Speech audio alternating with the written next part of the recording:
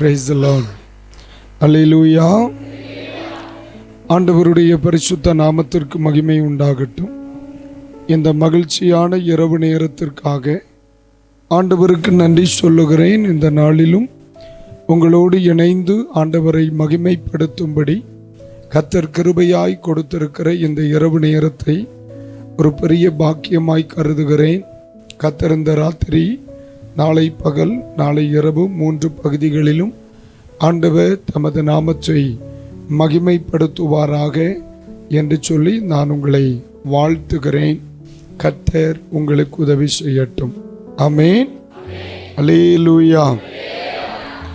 இந்த நாளில் என்னை அழைத்து பயன்படுத்துகிற இந்த திருச்சபையின் போதகரவர்களுக்கு ஆண்டவர் இயேசுவின் நாமத்தில் அவர்கள் குடும்பத்திற்கும் வாழ்த்துக்களை தெரிவிக்கிறேன். கர்த்தர் அவர்கள் மேல் கிருபையாய் இருக்கட்டும். நம்முடைய மூத்த போதகர் அருமையான ஐயா அவர்களுக்காக ஆண்டவருக்கு நன்றி சொல்லுகிறேன். அவர்களை வாழ்த்துகிறேன், நன்றி சொல்லுகிறேன். மேடையில் அமர்ந்திருக்கிற எல்லா பரிசுத்தவான்கள் ஊழியர்களுக்கும் அன்பின் வாழ்த்துக்கள்.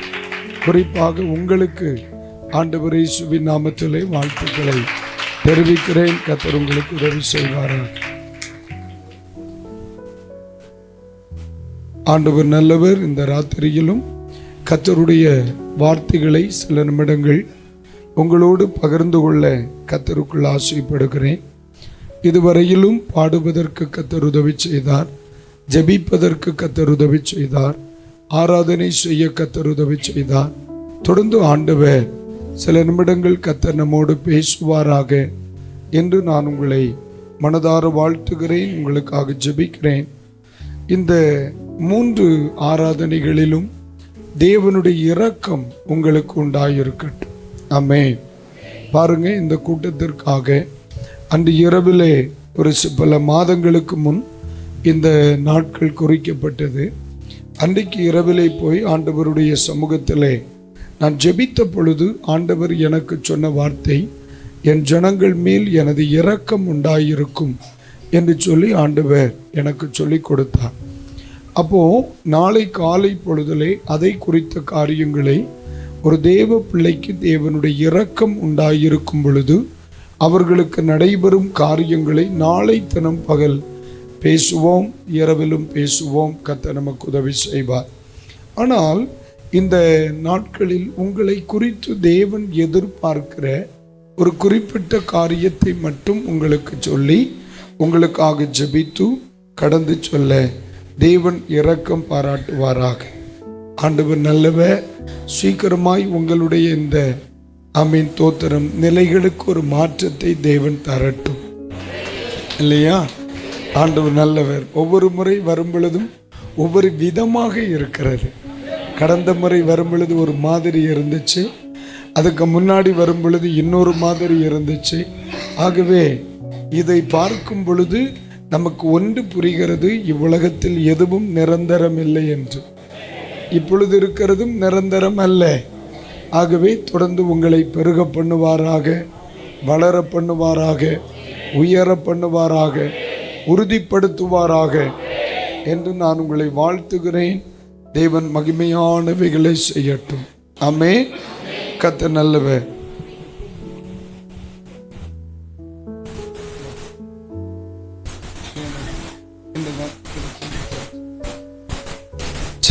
அல்லேலூயா.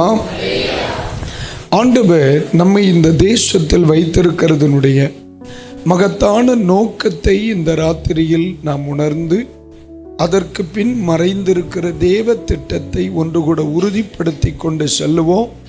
இந்த 3 பகுதிகளும் பயனுள்ளதாக இருக்கட்டும். உப ஆகமத்தின் புஸ்தகத்தை எடுங்க. இன்னைக்கு நான் உங்களுக்கு சொல்ல போகிற பகுதி உங்களுக்கு மிகவும் பரிச்சயமான, மிகவும் பழக்கமுள்ள ஒரு வேத வசனம். ஆனால் பரிசுத்த ஆவியானவர் என் இருதயத்தில் ஏவினபடியினால் இதை குறித்து உங்களோடு நான் பேசுகிறேன். கர்த்தர் நல்லவர். உபாகமத்தின் புஸ்தகம் 6ஆம் அதிகாரம், உபாகமத்தின் புஸ்தகம் 6ஆம் அதிகாரம் அதனுடைய 13ஆம் வசனத்தை இப்பொழுது ஒருவர் வாசிக்க கேட்போம். ரொம்ப சந்தோஷம். நானே வாசிக்கிறேன், நம்ம எல்லாரும் சேர்ந்து வாசிக்கலாம். இந்த இரத்தப்பழி என் தலையை விட்டு நீங்க கடவது.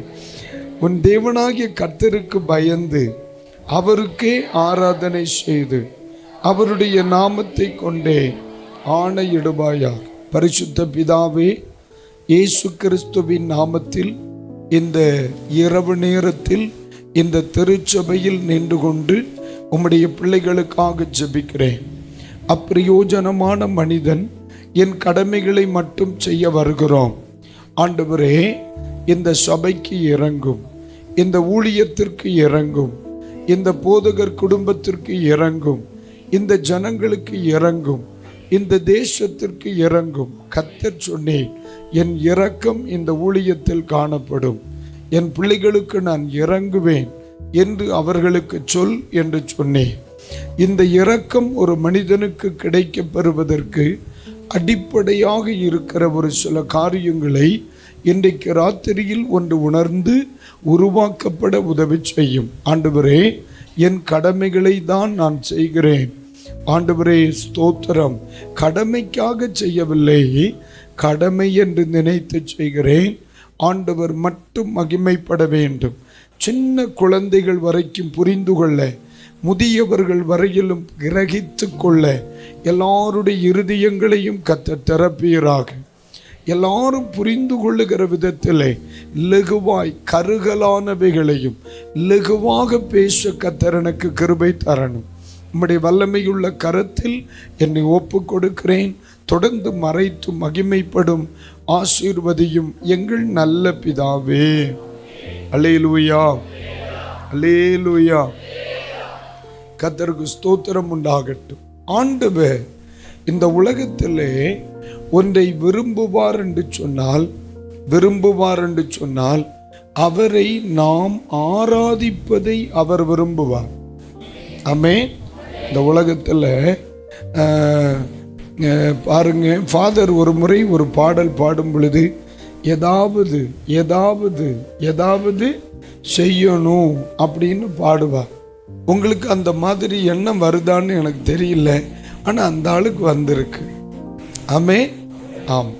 சரி, அந்த எண்ணம் ஒரு மனிதனுக்குள் வருமானால், நீங்கள் ஏதாவது ஒன்று கர்த்தருக்காக செய்ய விரும்பினால் முதலாவது நீங்கள் செய்வது அவருக்கு நீங்கள் செய்கிற ஆராதனையாக இருக்கட்டும்.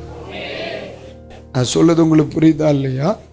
இந்த உலகத்தில் நம்ம நிறைய செய்கிறோம். மனிதனுக்கு நிறைய செய்கிறோம், சமுதாயத்துக்கு நிறைய செய்கிறோம், குடும்பத்தாருக்கு நிறைய செய்கிறோம், நண்பர்களுக்கு நிறைய செய்கிறோம் இல்லையா? ஆனால் சில நேரங்களில் கர்த்தருக்காகவும் சிலதை செய்கிறோம், கர்த்தருக்கும் சிலதை செய்கிறோம் இல்லைங்களா? அப்போ ஆண்டவருக்கு நீங்கள் ஏதாவது ஒன்றை செய்யணும்னு நினைக்கிறீங்கன்னா அதில் பிரதானமான ஒன்று தான் ஆராதனை. ஆராதனை. ஆமே. கர்த்தருக்கு ஸ்தோத்திரம்.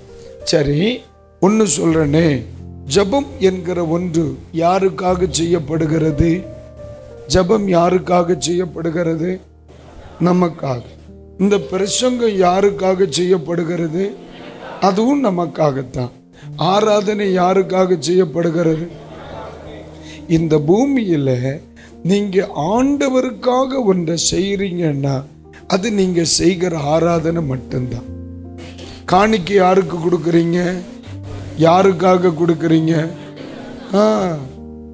ஆண்டவர்கிட்ட ஆட்டையை போட்டுட்டு கொஞ்சம் திருப்பி கொடுக்குறேன். 100 ஆட்டையை போடுற 10 தான் ரிட்டர்ன், 90 நம்ம முழுங்கிடுறோம்.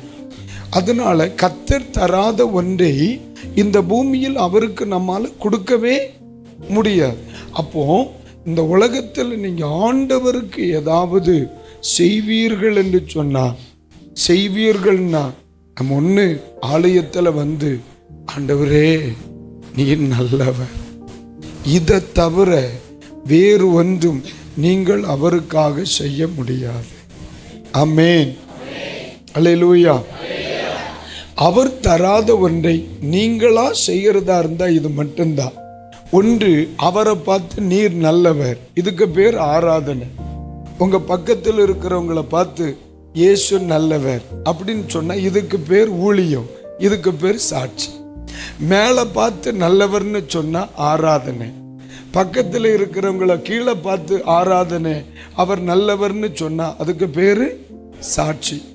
அதுக்கு பேரு சாட்சி. உங்களை பார்த்து நான் இயேசு ரொம்ப நல்லவர் பிரதர் அப்படின்னு நான் சொல்றேன்னா அவரை குறித்து நான் சாட்சி எடுக்கிறேன். ஆண்டவரை பார்த்து நீங்க ரொம்ப நல்லவர்னு நான் சொல்றேன், அது ஆராதனை செய்கிறேன்.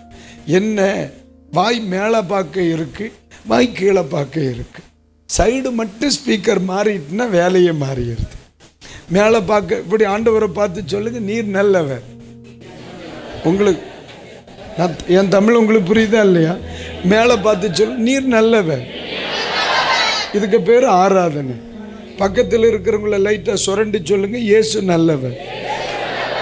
அவ்வளோதான். இதுக்கு பேர் என்னது? சாட்சி. அவ்வளோதான். நீங்கள் ரொம்ப உற்சாகமாக இருக்கிறீங்க, ஆனால் அதிகமாக உற்சாகமான ஆபத்தானது. எனக்கு கடுப்பாயிரம் பெறும். சரி, அப்போ நீங்கள் நல்லா கவனிங்க. வேலை செய்கிற இடத்துல இயேசு நல்லவர்னு சொல்கிறேன், அதுக்கு பேர் சாட்சி. ஆலயத்தில் வரும் பொழுது நீர் நல்லவர் ஆண்டவரே, அது ஆராதனை. இந்த உலகத்தில் நீங்கள் ஆண்டவருக்காக எதையாகிலும் செய்யணும்னு விரும்புகிறீங்கன்னா முதல்ல ஒரு தீர்மானம், இதை செய்கிற மாதிரி நினச்சிக்கிடுங்க. இதுதான் நீங்கள் செய்யத்தக்க மகிமையான ஒரு தீர்மானம். இயல்பாகவே சொல்கிறேன். காலையில் எந்திரிச்சோன்னு அவரை பார்த்து அதை சொல்லுங்க. ராத்திரி தூங்கிறதுக்கு முன்னாலும் 2 பேற்றியாகிலும் இதான் மனுஷனிடத்தில் சொல்லிடுங்க. காலையில் எந்திரிச்ச உடனே ஆண்டவரை பார்த்து என்ன செய்யணும்? காலையில் வேலையே நீர் நல்லவர் அப்படின்றாங்க. உடனே அவர் சொல்லுவார், நான் எப்படா நான் மோசம்னு சொன்னேன் அப்படின்னு சொல்லுவார். ஏன்னா சிலர் பண்ணுற சேட்டை அப்படி விட்டுருவோம். நம்ம வந்த அன்னைக்கு வீணாவே நாளை பிரச்சனை வேண்டாம். இப்போ காலையில் எந்திரிச்ச உடனே அவரை பார்த்து என்ன சொல்லணும்? அப்பா நீங்கள் ரொம்ப நல்லவர் அப்படின்றணும். ராத்திரி தூங்கிறதுக்கு முன்னாலே 2 பேரிடத்துல ஆகிலும் என் இயேசு ரொம்ப நல்லவர் இப்படி சொல்லிடணும். இதுக்கு நீங்கள் தீர்மானம் பண்ணுறீங்கன்னா இனி நான் பிரசங்கம் பண்ணுற மாதிரி முடிவெடுக்கிறேன். நான் சொல்ல புரியுதா இல்லையா?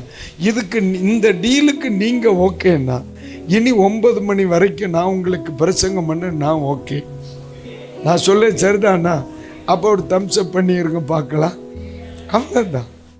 அதுக்கு மேலே ஒரு வார்த்தையே இல்லை. ஆமே.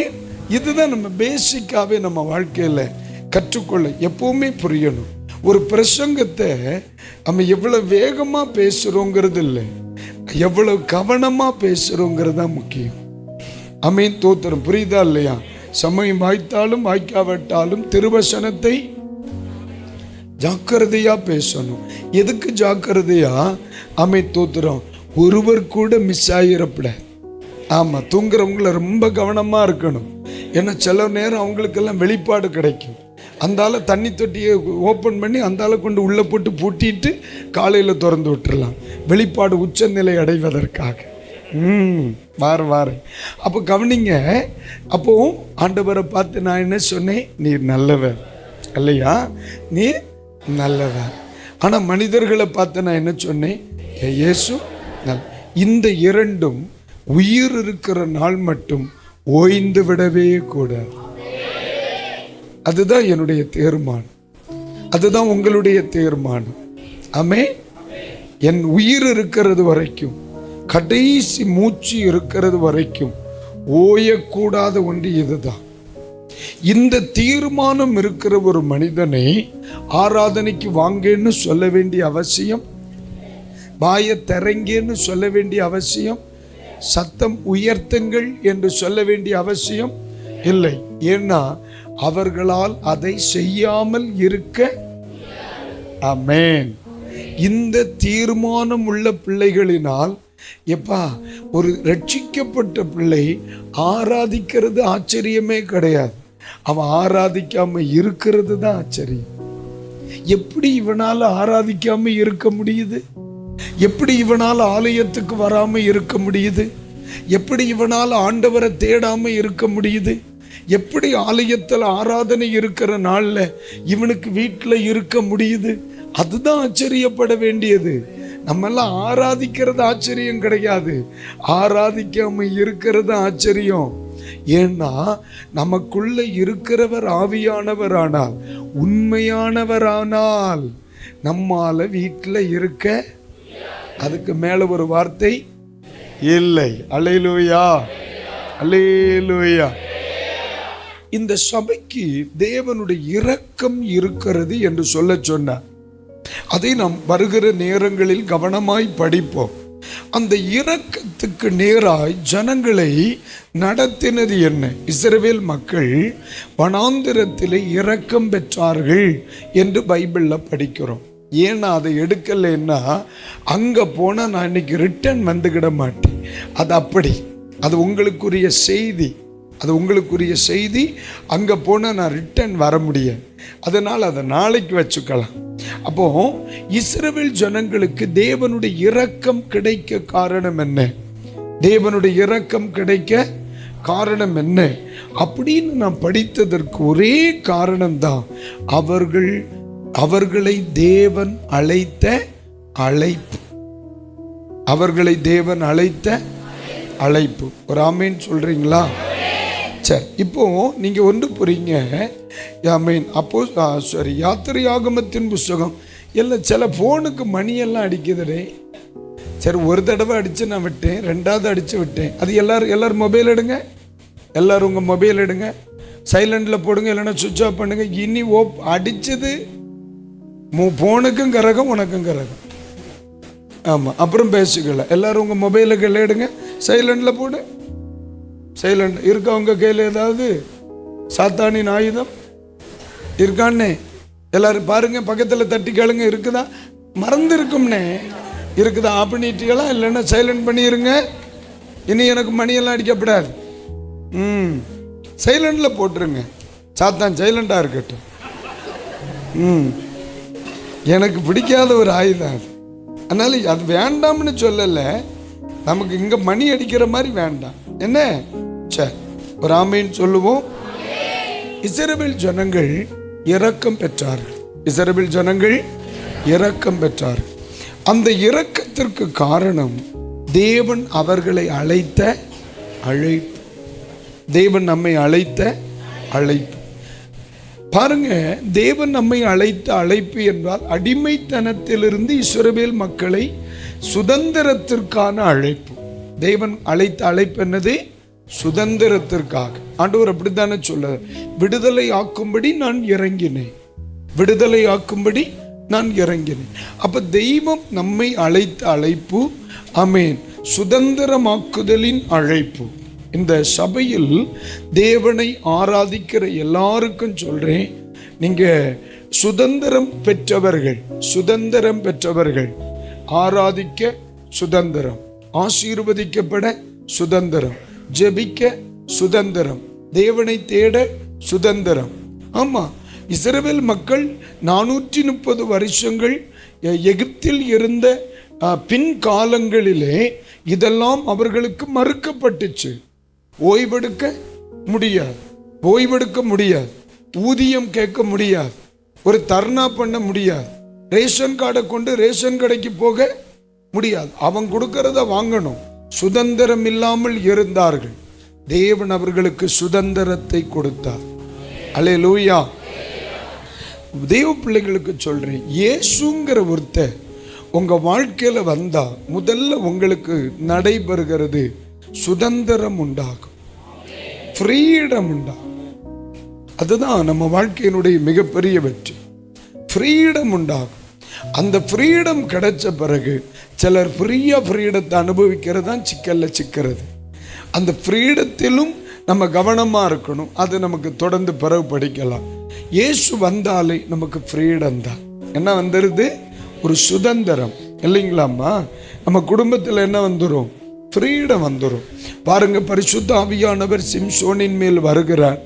அது வரைக்கும் அவருடைய புயம் என்ன செய்யப்பட்டிருக்கு? கட்டப்பட்டிருக்கு. ஆவியானவர் என்டர் ஆன உடனே முதல்ல அவருடைய சரீரம், அவருடைய ஆத்துமா ஃப்ரீடம் ஆகும். அப்ப இயேசுவுக்குள் ஒரு மனிதன் வரும் பொழுதே அவன் எதுக்குள்ள வந்துடுறான்? ஃப்ரீடத்துக்குள்ள வந்துடுறான். ஒரு முறை ஒரு சகோதரன் சொன்னார், பாஸ்டர், நான் ரட்சிக்கப்படுகிறது வரைக்கும் எந்த இடத்துலையுமே நான் சுயமா ஒரு டிசிஷன் எடுத்ததே கிடையாதுன்னா, டிசிஷன் எடுத்ததே கிடையாது. ஃபஸ்ட்டு நான் ஒரு காரியம் டிசிஷன் எடுக்க நான் டிசைட் பண்ணுறேன்னா நல்லா யோசிச்சுட்டே இருப்பேன். திடீர்னு எனக்கு தலைக்கு ஒரு மாதிரி இருக்கும், நான் எந்திரிச்சு போயிடுவேன்.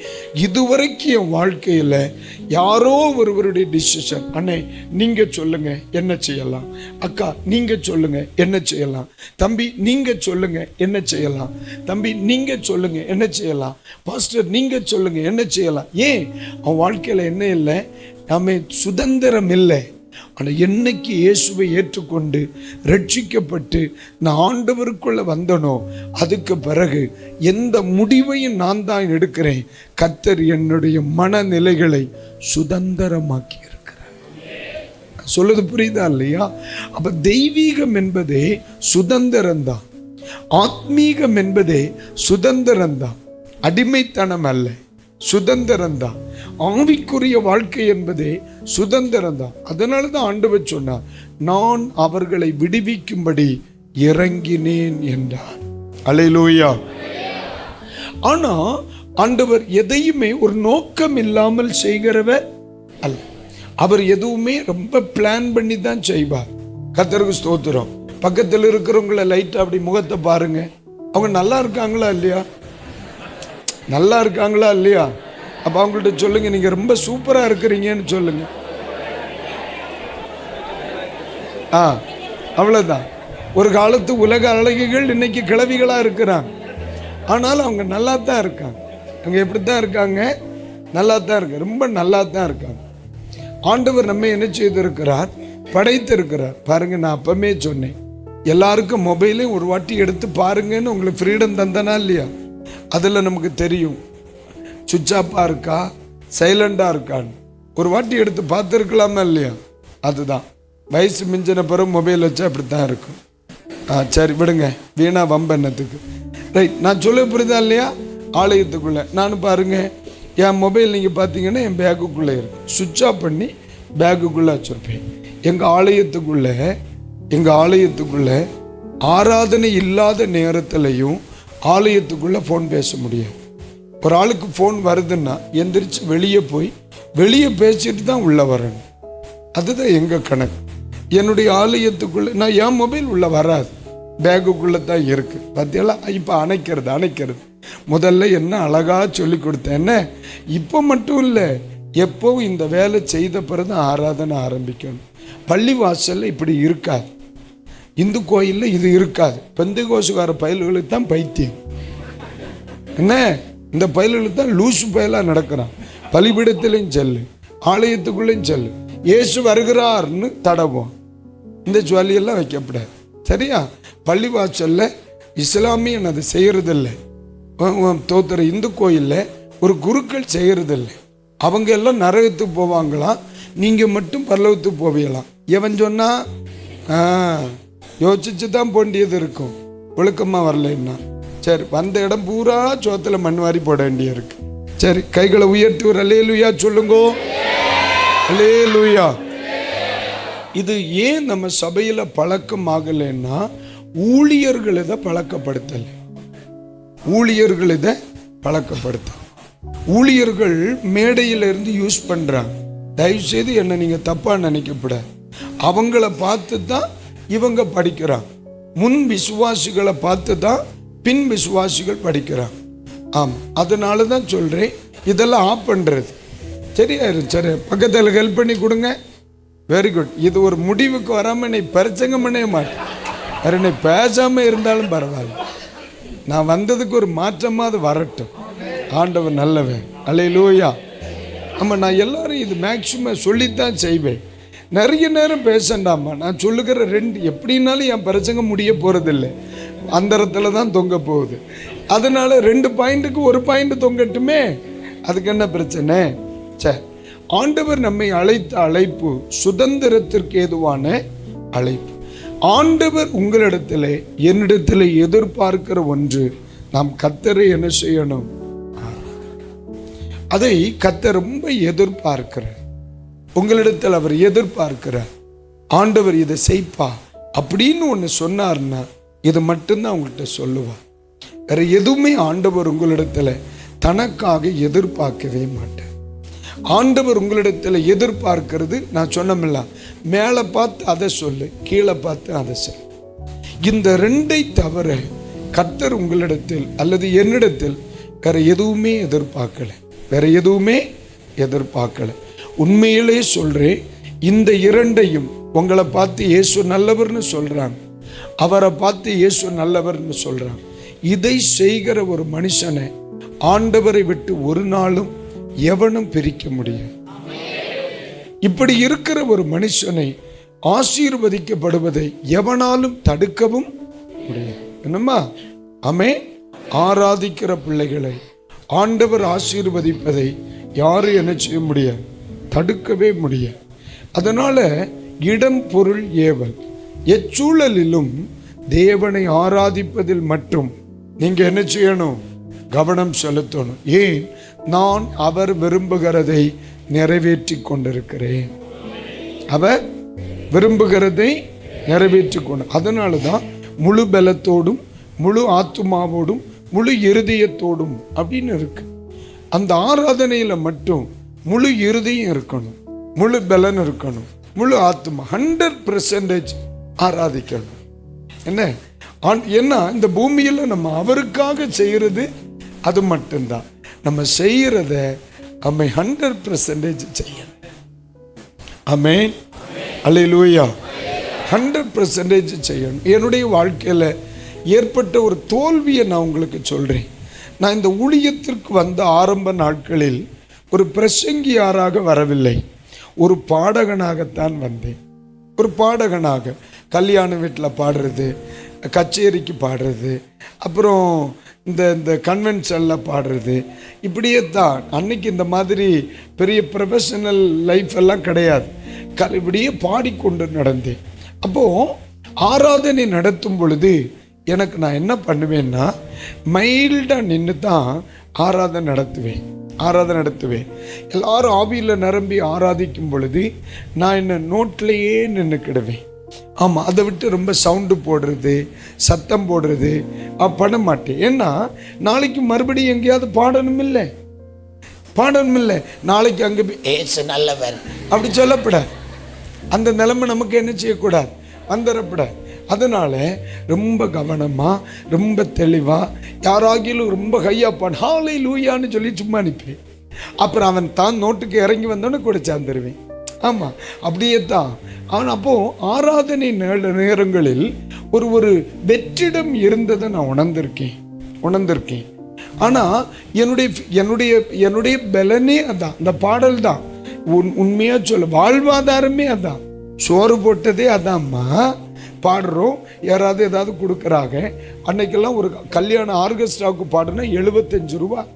இன்னைக்கு அப்படி இல்லை, நானே 3000 ரூபா கொடுக்குறேன் ஒரு பாட்டுக்காரனுக்கு, ஒரு ப்ரோக்ராமுக்கு. ஒரு கன்வென்ஷன் ப்ரோக்ராம் பாடுனா 1000, 1200 ரூபா இன்னைக்கு கொடுக்குறேன். அன்னைக்கு எங்களுக்கு நல்ல ஆர்கெஸ்ட்ரா பாடுனா தான் 75 ரூபா. இன்னும் ப்ரொஃபஷனலாக பாடுறவனுக்கு 100 ரூபா கொடுப்பாங்க. அன்னைக்கு 75 ரூபா பாட்டுக்காரம்லாம் பெரிய ஆட்கள். நான் இந்த மாதிரி எழுப்புதல் கூட்டங்களுக்கெல்லாம் ஒரு நாள் 10 ரூபாய்க்கு பாடியிருக்கேன். 3 நாள் பாடுனா 30 ரூபா காணிக்க கொடுக்குறாங்க. நான் சொல்ல புரியுதா இல்லையா? அப்படி ஒரு காலங்கள் இருந்துச்சு. அதனால் நான் என்ன செய்யறதில்ல, ரொம்ப உணர்ச்சி வசப்படுறது, சத்தம் போடுறது அப்படி கிடையாது. எங்கே நின்னாலும் நம்ம பார்த்தீங்களா, சிலர் பாருங்க, நல்ல பட்டு சாரி கட்டிட்டு கல்யாண வீட்டுக்கு போனால் எங்கேயுமே உடம்பு தொடாமல் பார்த்துக்கிடுவாங்க. பார்த்துருக்கீங்களா? நான் சொல்ல தெரியுமா, கூட்டத்துக்குள்ளே என்ன செய்ய மாட்டான், போக மாட்டான். ஏன்? கசங்கிரும் இல்லை. ஆமாம், ஏன்னா பட்டுப்புடவே நம்ம துவைக்கிறது இல்லை பாஸ்டர், நம்ம இல்லை இவங்க, சாரி துவைக்க மாட்டாங்க. ஆமே தோத்தர். அதனால தான் பைபிள் ஒருவனும் உனக்கு முன்பாய் நிற்பதில்லை நாத்தான் கத்தரு பட்டு சில புடவை என்ன செய்ய மாட்டாங்க, துவைப்பாங்களோ? துவைக்க மாட்டான். அப்போது அந்த மாதிரி ட்ரெஸ் எல்லாம் போட்டிங்கன்னா நம்ம நிற்கிற இடத்துல ரொம்ப கவனமாக நிற்போம்ல. புரியுதா நான் சொல்கிறது? புரியுதில்ல? அதே மாதிரி தான் நாளைக்கு ப்ரோக்ராம் இருக்குது, ரொம்ப சவுண்டு விடக்கூடாது, நல்லா ஆராதிக்கப்படாது, சைலண்ட்டாக இருக்கணும், ஒரு நோட்டை இறக்கி போடு, அப்படி தான் பாடுவேன். ஆனால் ஒரு காலம் வந்துச்சு ஆண்டவர் என் தொண்டையை பிடிச்சிட்டார். ஒரு நாள் ஒரு கன்வென்ஷனில் காணிக்க பாடல் பாடிக்கொண்டு இருந்த பொழுது திடீர்னு தொண்டைக்குள்ளே ஏதோ ஒன்று இருந்த மாதிரி இருந்துச்சு. 2வது ஸ்டான்ஸா பாடிட்டு இருந்தேன். அவ்வளோதான், ஜுவாலி முடிஞ்சு தொண்டேன். அதுக்கு பிறகு ஏறத்தாழ 4 வருஷங்கள் எவரிடத்திலும் பேச முடியாத அளவிற்கு அறை வீட்டுக்குள் தள்ளப்பட்டேன். நான் சொல்ல புரியுதாம்மா? நல்லா ஆராதிச்சு கொண்டிருந்த நல்ல ராகங்கள், இப்போ இருக்கிறதெல்லாம் எனக்கு சத்தமே கிடையாது. இன்னைக்கு இப்போ இருக்கிறதெல்லாம் என்னுடைய பாடலில் 10% கூட கிடையாது. அவ்வளோ துல்லியமாக பாடுவேன் நான்.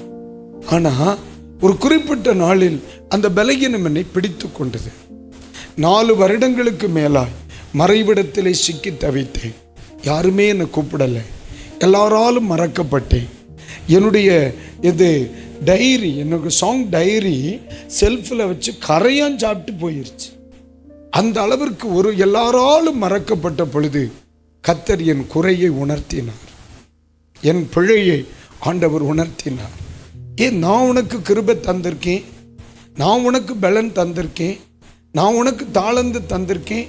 அங்கே போய் நின்றுட்டு தோத்திரம் ரோபோ நிற்கிற மாதிரி, ரோபோ நிற்கிற மாதிரி என் அன்பு பிள்ளைகளே இறங்கு. ஆண்டவர் சொன்னார், முறிக்காம விட மாட்டேன் முதுகெலும்பு. அன்னைக்கு பிடிச்சார் தொண்டையை. அப்புறம் என்னால் பேச முடியாது, பாட முடியாது, ஆராதிக்க முடியாது. அதுக்கு பிறகு நான் ஆண்டவர்கிட்ட ஒப்பு கொடுத்தேன். ஆண்டவரை, இனி நான் உங்களை ஆராதிக்கிறதா இருந்தா முழு பலத்தோட, முழு இருதயத்தோட, முழு பலத்தோட, முழு இருதயத்தோட நான் ஆராதிப்பேன் ஆண்டவரே. அதுக்கு பிறகுதான் நான் ஊழியம் செய்ய ஆரம்பித்தால் 100% இன்வால்மெண்ட் இருக்கும். எனக்கு டயர்டாக இருந்தாலும் சரி, கர்த்தர் பேசுறத முழுசா பேசின பிறகுதான் விடுவேன். ஒரு பாடல் ஆராதனை எனக்கு முடிஞ்சாலும், ஏன் தெரியுமா? அதுக்கு பிறகுதான் அந்த பூரணமான இன்வால்மெண்ட், 100% இன்வால்மெண்ட் அந்த ஊழியத்துக்குள்ள நான் போட்ட பிறகுதான் என்னுடைய வாழ்க்கையில் அப்டேட்டிங், வளர்ச்சியை என்னால் உணர முடிஞ்சிச்சு. டே பை டே, நாளுக்கு நாள் வளர்ச்சி, நாளுக்கு நாள் முன்னேற்றம், நாளுக்கு நாள் பயன்படுத்தப்படுதல், அதை நான் உணர்ந்தேன். அப்பந்தான் நினைச்சேன், ஆண்டவரே, என்னுடைய சத்தங்கள் நன்றாக இருந்த அந்த நாட்களில் கர்த்தருக்கு ஸ்தோத்திரம், நான் இதை மாதிரி 100% இன்வால்மெண்ட் நான் கர்த்தருக்கு கொடுத்திருந்தோம்னா இப்படி அல்ல, மகிமையாய் இருக்க கர்த்தர் எனக்கு உதவி செய்திருப்பார். அல்லேலூயா. இன்னைக்கு ராத்திரி வேளையில் இந்த செய்தியை கேட்கிற எல்லாருக்கும் நான் சொல்லுகிற ஒரு வார்த்தை, ஆராதனை நீங்க தேவனுக்காக செய்கிற ஒன்று. நீங்க எதை எப்பொழுது செய்தாலும் சரி, உங்களுடைய ஈடுபாடு 100% இருக்கணும். அல்லேலூயா. அது ஊழியத்திற்கு அடுத்த ஈடுபாடாக இருந்தாலும் 100% இருக்கணும். ஒரு பாடலுக்கு அடுத்த காரியமா இருந்தாலும் 100% இருக்கணும். நீங்க கர்த்தருக்காக எதை செய்தாலும் சரி, அதுல 100% ஈடுபடுத்தி கொண்டால் கர்த்தர் உங்களுக்கா 100% செயல்படுவார். அல்லேலூயா. ஆமென். இப்ப யோசிச்சு பாருங்க, ஆண்டவர் மனுஷனை படைச்சப்போ கழுத்து வரைக்கும் படைக்கிறார். காலில் இருந்தே வந்து கழுத்து வரைக்கும் படைச்சிட்டு, இவ்வளோ போதும், கழுதை இது வேண்டாம் அப்படின்னு அவர் நினச்சிருந்தா, ஒன்று பக்கத்தில் இருக்கிறவங்கள ஒன்று நினச்சி பாருங்க, எவ்வளோ அசிங்கமாக இருக்கும் இல்லையா? மூக்கு வரைக்கும் வந்தவர், இவனுக்கு எதுக்கு கண்ணு? சரி, ஒன்று வச்சுருவோம், இதில் மட்டும் வச்சுருந்தாருன்னா எப்படி இருக்கும்? என்ன, ஆண்டவர் மட்டும் எல்லாம் பெர்ஃபெக்டாக செய்தார். கர்த்தர் எல்லாவற்றையும் பெர்ஃபெக்டாக செய்வார். ஆமாம். இப்போ பாருங்க, நீங்கள் பைக் வச்சுருக்கீங்களா? பைக் ஏதாவது வச்சுருக்கீங்களா? அந்த பைக்கு கம்பெனிக்காரன் இறக்குனப்ப வேற மாதிரி இருந்துச்சு. எவ்ரி இயர் அப்டேட் பண்ணிக்கிட்டே இருக்கான் தானே? ஆமாவா இல்லையா? நீங்கள் என்ன வண்டி வச்சுருக்கீங்க? அந்த சைக்கிள் வச்சுருக்கீங்க, அந்த வண்டி வச்சுருக்கீங்க. ஒரு 10 வருஷத்துக்கு முன்னால் அந்த வண்டி அப்படி கிடையாது. ஒரு மாதிரி கையை காலை தவளை மாதிரி இருந்துச்சு. இப்போ அது வந்து பைக் ஆகியிருக்கு. ஒரு காரை பாருங்க, அப்டேட் ஆகிட்டே இருக்கு. ஆனால் மனுஷனை பூமியில் உருவாக்கி 6000 வருஷம் ஆச்சு. அப்டேட்டிங்க்கு அவசியமே இல்லை. பாருமா, அன்னைக்கு இந்த 2 ஓட்டை இருந்தனே, அன்னைக்கெல்லாம் மனுஷர்கள் தம் அடிக்கவே இல்லை. ஆமாம், அன்னைக்கு அப்படி இருந்திருந்தோன்னா ஆண்டவர் நேரம் மாற்றி சிம்மினி மாதிரி வச்சிருப்பார் மூக்க. ஏன்னா புகையை விடலாம்ல. ஏய்யா இது கீழேயே சிரமப்பட்டுல விட வேண்டிய இருக்கு. அதை ஆண்டவர் என்ன செய்திருப்பார்? மூக்கு இங்க வேண்டாம், இங்கே இருக்கட்டு, திறந்து கழுத ஒரு பேர் மலைக்கு நடக்க முடியாது. அது அப்போ ஆண்டவர் வித்தியாசம் அப்டேட்டிங் அவசியமே வரல இல்லை. அதுதான் நான் சொல்றேன். அப்பா நமக்காக எது செய்தாலும் 100% பெர்ஃபெக்டா செய்யும். அல்லேலூயா. உங்களை பார்த்து நான் இன்னைக்கு ராத்திரி சொல்றேன், கர்த்தருக்கா உங்க கூட பேசட்டும், கர்த்தர் உங்களுக்காக இடைபடட்டும், கர்த்தர் உங்களுக்கு உதவி செய்யட்டும். அவர் உங்களுக்கு எது செய்தாலும் 100% செய்யணும்னு நீங்க விரும்புறீங்களா இல்லையா? அப்படித்தானே? அப்போ பைபிள் என்ன சொல்லுகிறது? அவர் பிறர் உங்களுக்கு என்ன செய்ய வேண்டும் என்று நீங்கள் விரும்புகிறீர்களோ அதை நீங்கள் அவர்களுக்கு செய்யுங்கள். ஆண்டவர் உங்களுக்கா 100% செயல்படணும் இல்லை. அப்ப நம்ம அவருக்கா 80 100? அப்ப பக்கத்துல பார்த்து சொல்லுங்க, புரிஞ்சுதான்னு கேளு. ஆமே. அப்ப ஞாயிற்றுக்கிழமை மட்டும் சபைக்கு வருகிறவங்களை பார்த்து ஆண்டவர் ஒரு மாதிரி குறு குறு குறுன்னு பார்ப்பாரா இல்லையா? ஆண்டவர் பார்ப்பார். எல்லாம் புதன்கிழமை எங்க போன நீ?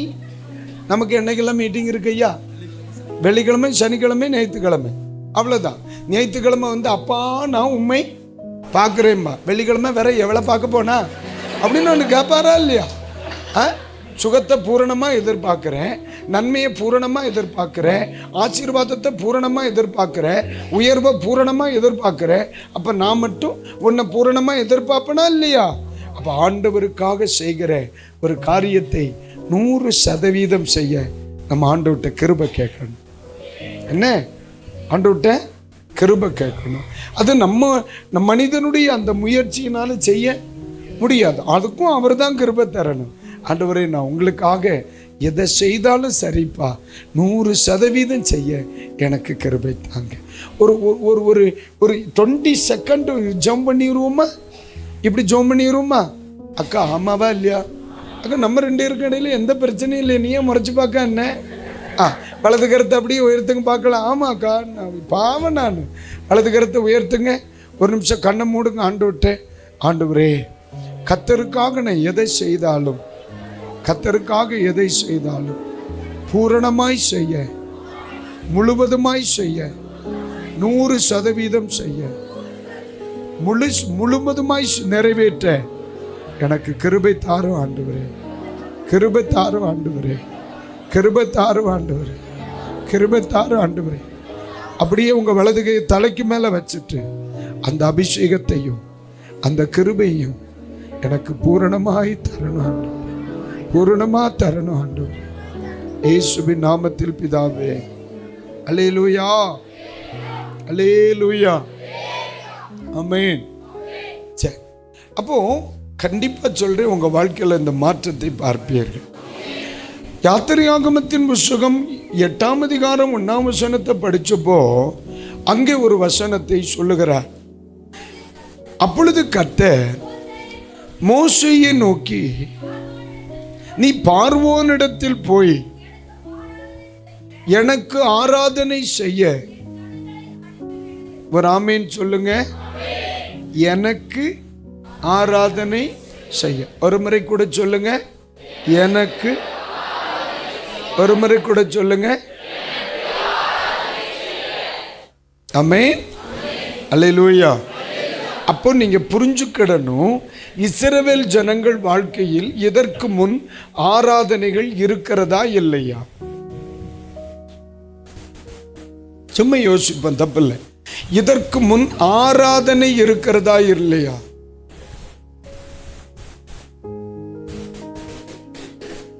இருந்துச்சு, இருந்துச்சு. ஆராதனை இருந்துச்சு. ஆனா அந்த ஆராதனை ஆண்டவருக்கு இல்லை. ஆராதனை இருந்துச்சு. ஏன்? அவங்க எங்க இருக்கிறாங்க? எகிப்தில் இருக்காங்க. அங்க இயற்கை வழிபடப்பட்டது. அந்த ஆராதனை யாருக்கு இருந்துச்சு? இவங்களுக்கும் இருந்துச்சு.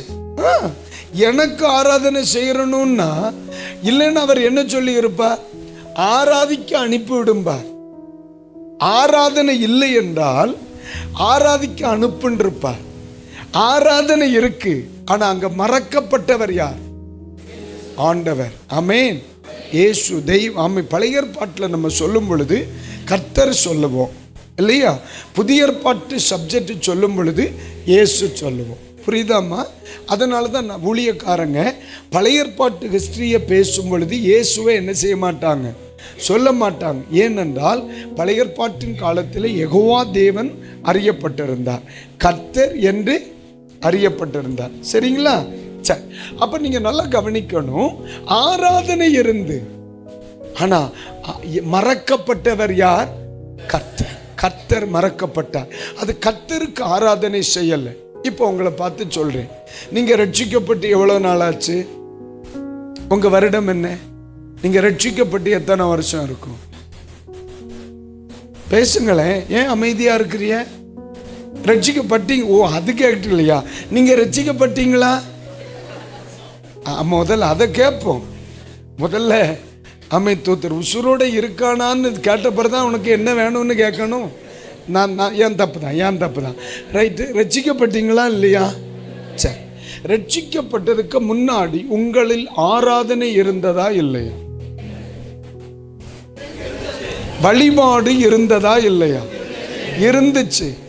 அன்னைக்கு உங்களுக்கு ஆராதனை இருந்துச்சு. என்ன, ஞாயிற்றுக்கிழமை போக மாட்டீங்க, என்னைக்கு போவீங்க? செவ்வாய்க்கிழமையும் ஆராதனை இருந்துச்சு. ஆனா அந்த ஆராதனை யாருக்கு இல்லை? கர்த்தருக்கு இல்லை. இஸ்ரவேல் ஜனங்களுக்கு ஆராதனை இருந்துச்சு.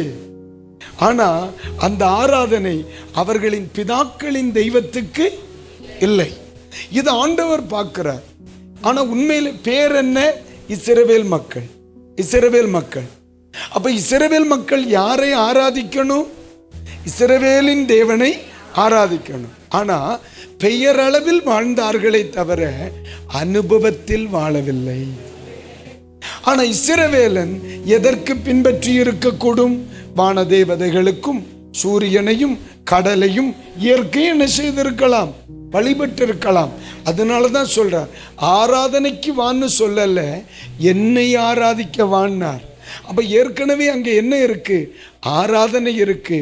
ஆனால் பயன் இல்லாத ஆராதனை, ஜெயம் இல்லாத ஆராதனை, பிரியமில்லாத ஆராதனை, உபயோகமற்ற ஆராதனை.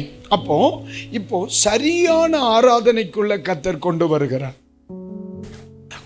அதான் யாத்திரையாகமும் 8ஆம் அதிகாரம் 1ஆம் வசனத்திலே அவர்களுக்கு எந்த ஆராதனைக்குள்ள கொண்டு வரல, சரியான ஆராதனை, சரியானவரை என்னை ஆராதிக்கணும். அல்லேலூயா. அப்ப ஆண்டவர் கர்த்தர் சொல்லுகிறார், என்னை. அல்லேலூயா. அப்ப இன்றைக்கு ராத்திரி சொல்லுகிறேன், இயேசுவை ஆராதிக்கிற, இயேசுவை பின்பற்றுகிற பிள்ளைகளுக்கு சொல்லுகிறேன், நம்முடைய ஆராதனை சரியான ஆராதனை என்று நீங்கள் புரிந்து கொள்ளணும். ஆமென். ஆண்டவர் சொன்னார், தேவன் ஆவியாய் இருக்கிறார், அவரை தொழுது கொள்ளுகிறவர்கள் ஆவியோடும் உண்மையோடும் தொழுது கொள்ளணும். அப்போ ஆராதனை சரியானவருக்கு வருது. அடுத்து பார்த்தீங்கன்னா இப்போ ஒன்று புரிஞ்சுக்கிடுங்க, 6ஆம் அதிகாரம் 13ஆம் வசனத்தில் படித்த வசனத்துக்கும் 8ஆம் அதிகாரம் 1ஆம் வசனத்தில் படித்த வசனத்துக்கும் வித்தியாசம் உண்டு. அந்த வசனத்தை வாசிங்க ஒரு முறை கூட. 6:13, உன் தேவனாகிய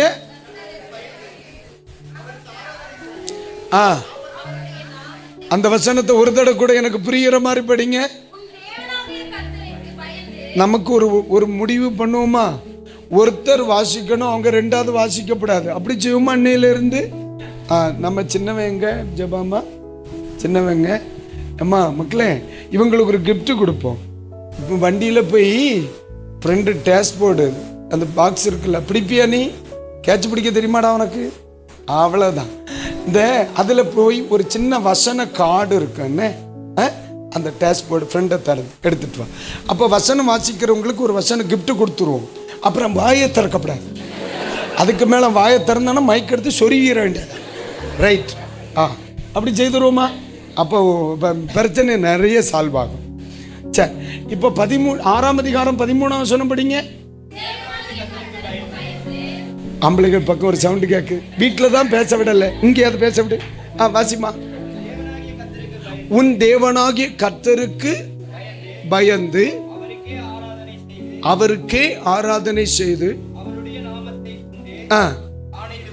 கைகளை உயர்த்தி ஒரு அல்லேலூயா. அவருக்கே ஆராதனை செய்யணும். அந்த வார்த்தையை சொல்லுங்க.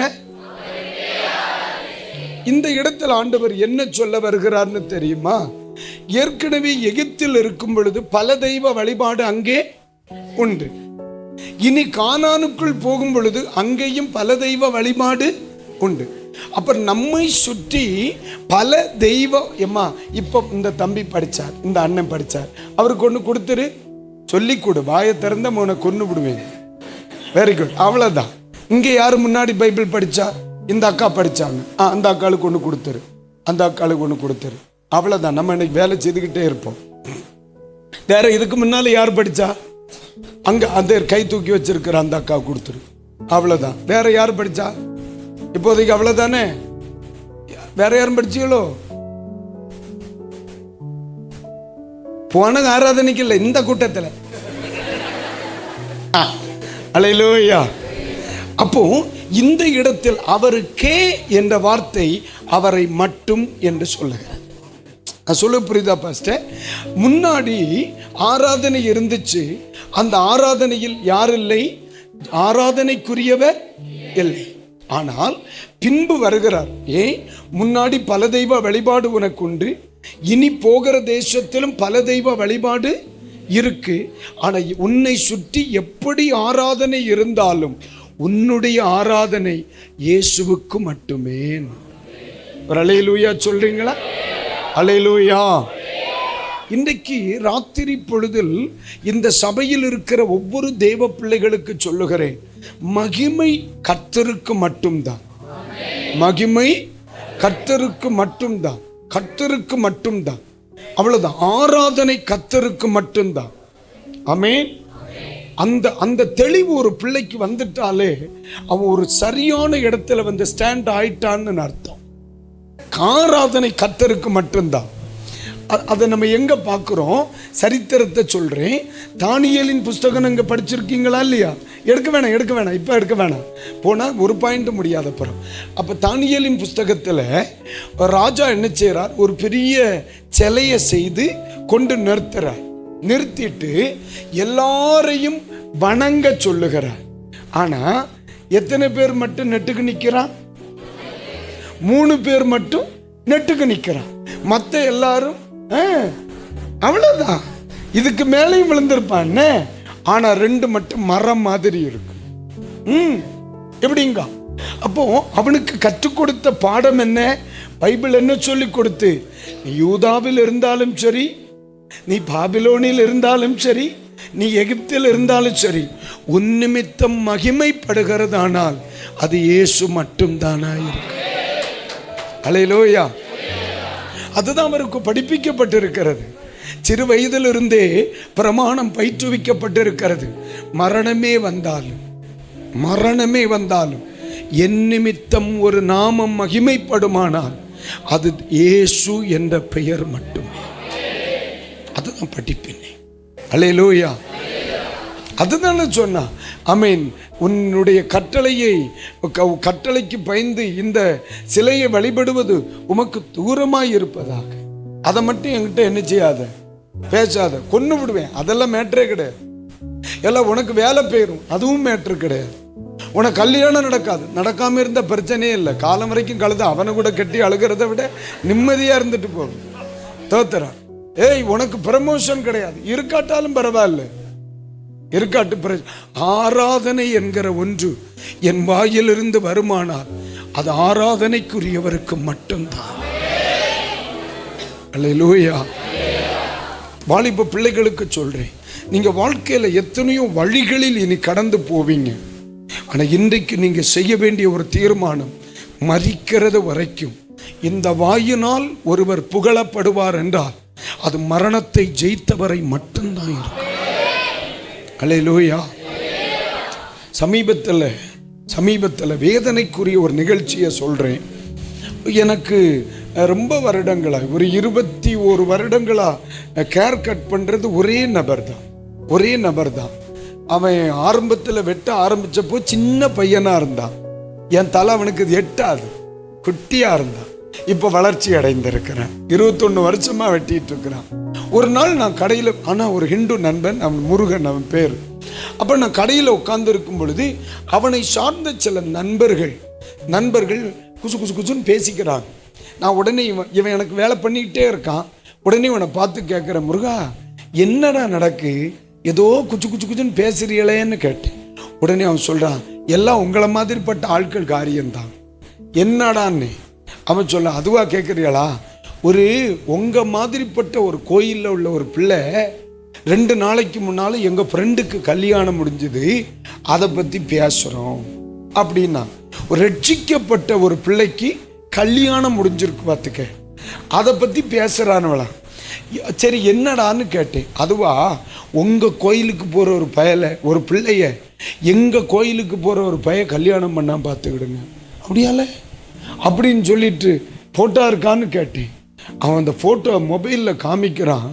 நான் ஒரு 5 முறையாகிலும் அந்த சர்ச்சில் அந்த சண்டே ஸ்கூல் பிள்ளைகளுக்கு பிரைஸ் கொடுத்தப்போ இந்த பிள்ளைக்கு நான் கொடுத்துருப்பேன்.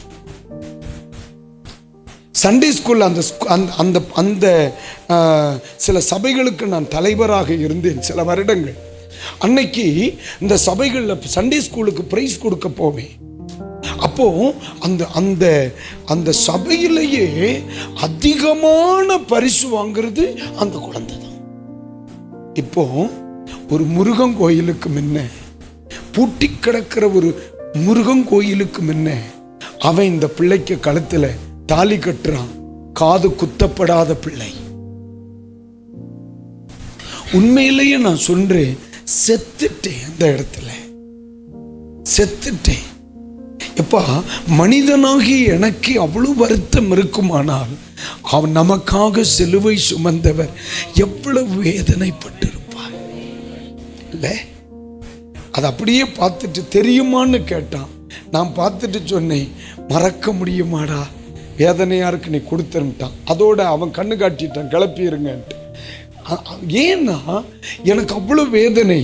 ஆனா தானியேலும் அவருடைய சிநேகிதர்களை பாருங்க, ஆயிரக்கணக்கான பேர், லட்சக்கணக்கான பேர் அந்த விக்கிரகத்திற்கு முன்னால தெண்டலிட்டு பணியும் பொழுது ஒரு 3 முதுகுகள் மட்டும் குனியாமல் நின்று கொண்டிருக்கிறது கர்த்தருக்காக.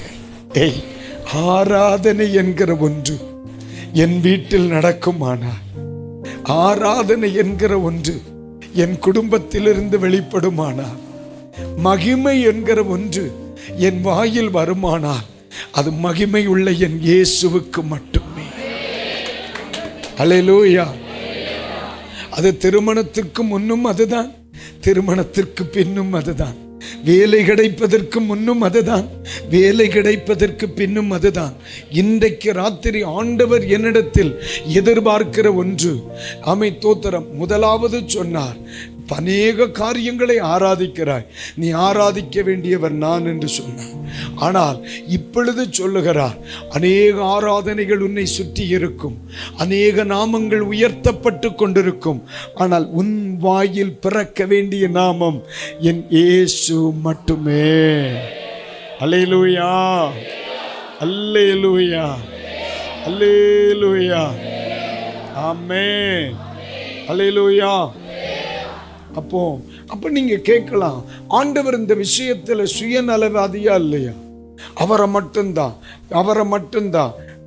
மட்டும்தான் ஒரு சுயநலமா தெரியுதா இல்லையா அப்படின்னு நான் யோசிக்கும் பொழுது, அப்படித்தானே பாஸ்டர்யா? ஆமா. அவன் இப்ப என்ன சொல்லலாம், சில ஃப்ரெண்ட்ஸ் பார்த்துருக்கீங்களா? அது எப்படிப்பட்ட ஃப்ரெண்ட்ஸ்? ஒரு வளர்ச்சி இல்லாத ஃப்ரெண்ட்ஸ். இவன் அவன்கிட்ட பேசினா இவன் இவன்கிட்ட பேச மாட்டான். நீ எனக்கு மட்டும்தான் ஃப்ரெண்ட்ஸ், நீ வேற யார்கிட்டையும் என்ன செய்யப்படாது, பேசப்படாது. ஒரு ஸ்கூல்ல 30 பேர் கிளாஸ்ல இருக்கும். நமக்கு ஒரு ஃப்ரெண்ட் இருக்கான்னா மற்ற 28 பேரையும் விட்டுறணும். என்கிட்ட மட்டும்தான் நீ பேசணும்னா அவன் சைக்கோவா இல்லையா? நான் சொல்ல புரியுதா இல்லையா? அத எனக்கு இந்த இடத்துல ஆண்டவர் சொல்லுகிறார், இரு, நீ என்னத்தான் ஆராதிக்கணும், என்னத்தான் ஆராதிக்கணும், வேற எந்த வேலையும் ஆராதிக்கப்படாதுன்னா எனக்கு ஆண்டவரை பார்க்கும்போது ஒரு மாதிரி குறுன்னு யோசிக்க வருது. ஏன்னா அது ஒரு மாதிரி சுயநலமா தெரியுதா இல்லையா? சுயநலமா தெரியுதா இல்லையான்னு ஏன் நீ மறைச்சு பார்க்குறான்னு? சுயநலமா தெரியுதா இல்லையா? என்ன மட்டும்தான், என்ன மட்டும்தான், என்ன மட்டும்தான் அப்படின்னு சொல்லி பண்ணா அப்ப அவங்க இல்லையா அப்படின்னு யோசிக்க தோணுது. அது சுயநலம் அல்ல, அதுதான் மேன்மை. நான் சொல்லுது புரியுதா இல்லையா? ஏன்டான்னு நான் வேதத்தை படிச்சு பார்த்தப்பதான் எனக்கு தெரிஞ்சிச்சு, நம்மவே நமக்கு ஓனரே கிடையாது. இது யார் மூக்கு? யார் மூக்கு? வா மூக்கு தானே. இது யார் மூக்கல? இது யார் வாயி? என் வாய் தானே. அது யார் வாயி? அப்படித்தானே நம்ம சொல்லுதோம். ஆனா உண்மையிலே சொல்லுதேம்மா, இது நம்ம வாயின்னு சொல்லவே நமக்கு முடியாது. கொஞ்ச நாளைக்கு முன்னாலே இது நாரவாயா இருந்து, அப்பந்தான் நம்ம வாய். நம்ம என்ன பண்ணிட்டோம்னா, என்னை தருகிறேன் தருகிறேனும் கரத்தில், என்னை படைக்கிறேன் படைக்கிறேன் உன் பாதத்தில், உருவாக்குமே என்னை உருவாக்குமே உருவாக்குமே உருவாக்கு. கொஞ்ச நாளைக்கு முன்னால எனக்கு நீர் போதும்னு நம்ம வாடகைக்கு மொத்தமா கொடுத்துருக்கோமோ. வாரே ஒரு வசனம் எடுங்க, 1 கொரிந்தியர் 6ஆம் அதிகாரம். அது ஏன் அந்த உரிமையா பேசுறாருன்னு நான் பார்த்தப்ப ஒன்று எனக்கு தெரிஞ்ச 1 கொரிந்தியர் 6ஆம் அதிகாரம் எடுத்துட்டியலா? ரைட். அதனுடைய எத்தனை வசனம் இருக்கு? அதுல 20 வசனம் இருக்கா? 18ஆம் வசனத்திலிருந்து ஒருத்தர் படிங்க. இது வரைக்கும் வாசிக்காதவங்க தானே? வாசி தங்கச்சி. வேசித்தனத்திற்கு விலகி ஓடுகிறவர்கள்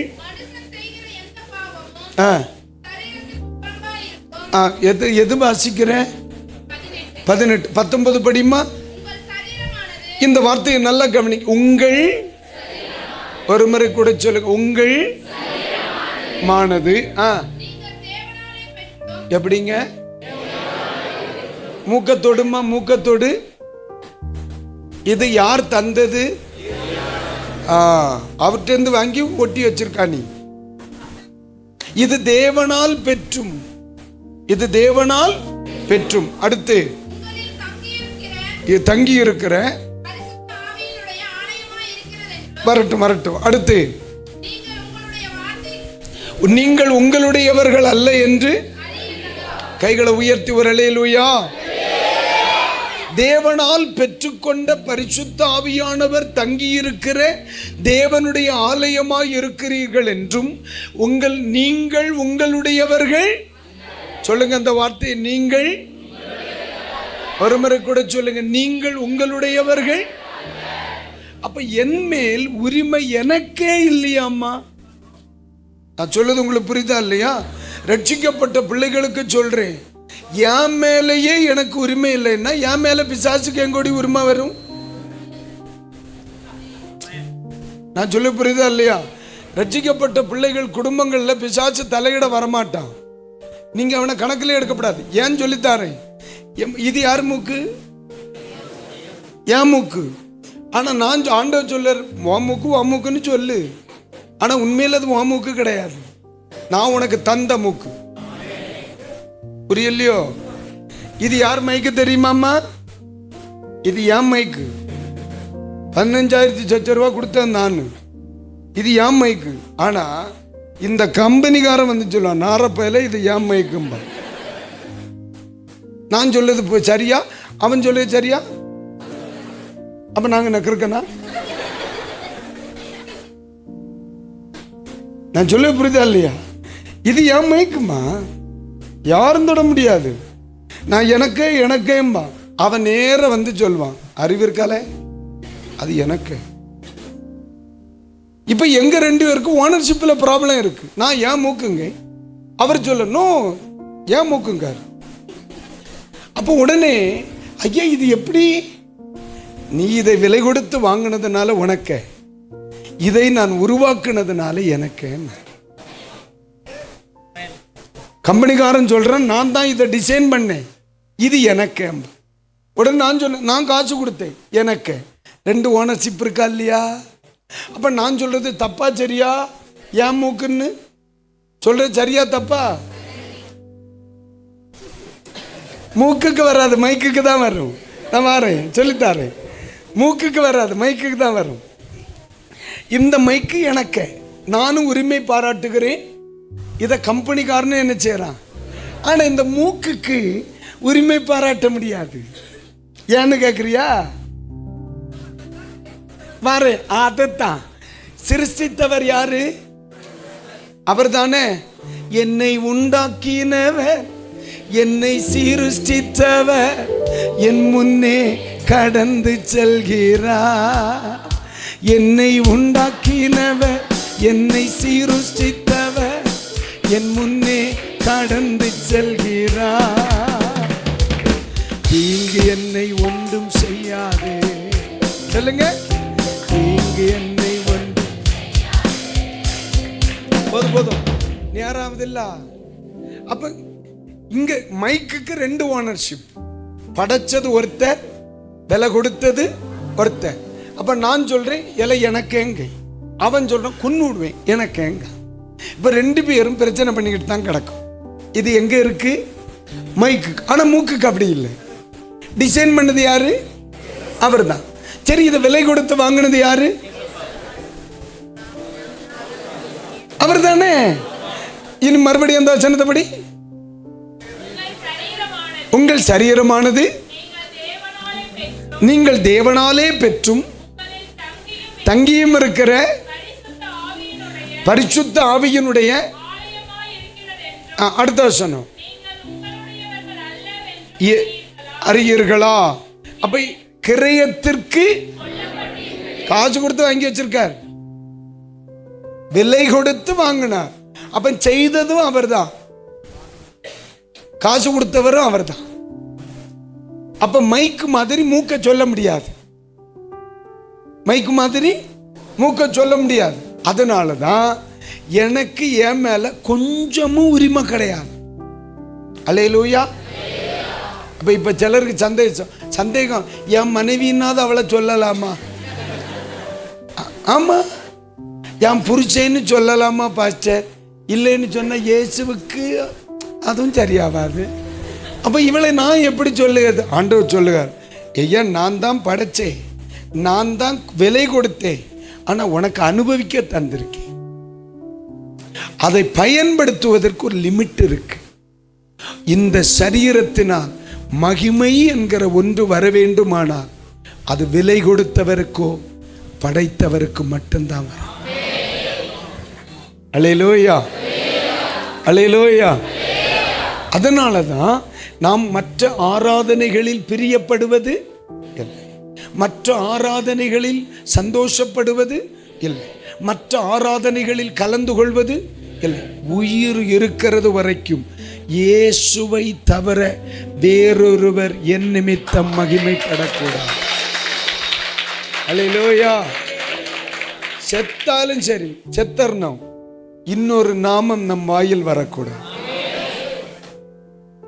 இதற்காக நீங்க எதை கிரயம் செலுத்தினாலும் சரி, எதை கிரயம் செலுத்தினாலும் சரி, இந்த சரீரத்தில் நான் உயிரோட இருக்கிறது வரைக்கும் ஒரு பெயர் உயர்த்தப்படுமானால் அது என் தெய்வம் இயேசுவுக்காக மட்டுமே, இயேசுவுக்காக. அல்லேலூயா. இதுல ஏதாவது டவுட் இருக்கா? இல்ல இல்ல இல்ல இல்ல. வாலிப வயசுல இருக்கிறிய அந்த பையன் ஒரு மாதிரி கூட்டிட்டு போற மாதிரி இருந்தா என்ன செய்யலாம்? பயலை கொண்டிடணும், இயேசுவை கொண்டுறக்கூடாது. Very good, very good. ஆமே. மகிமை யாருக்குத்தான்? சொல்லுங்க, மகிமை யாருக்குத்தான்? ஒரு முறை கூட சொல்லுங்க, மகிமை யாருக்குத்தான்? அல்லேலூயா, அல்லேலூயா.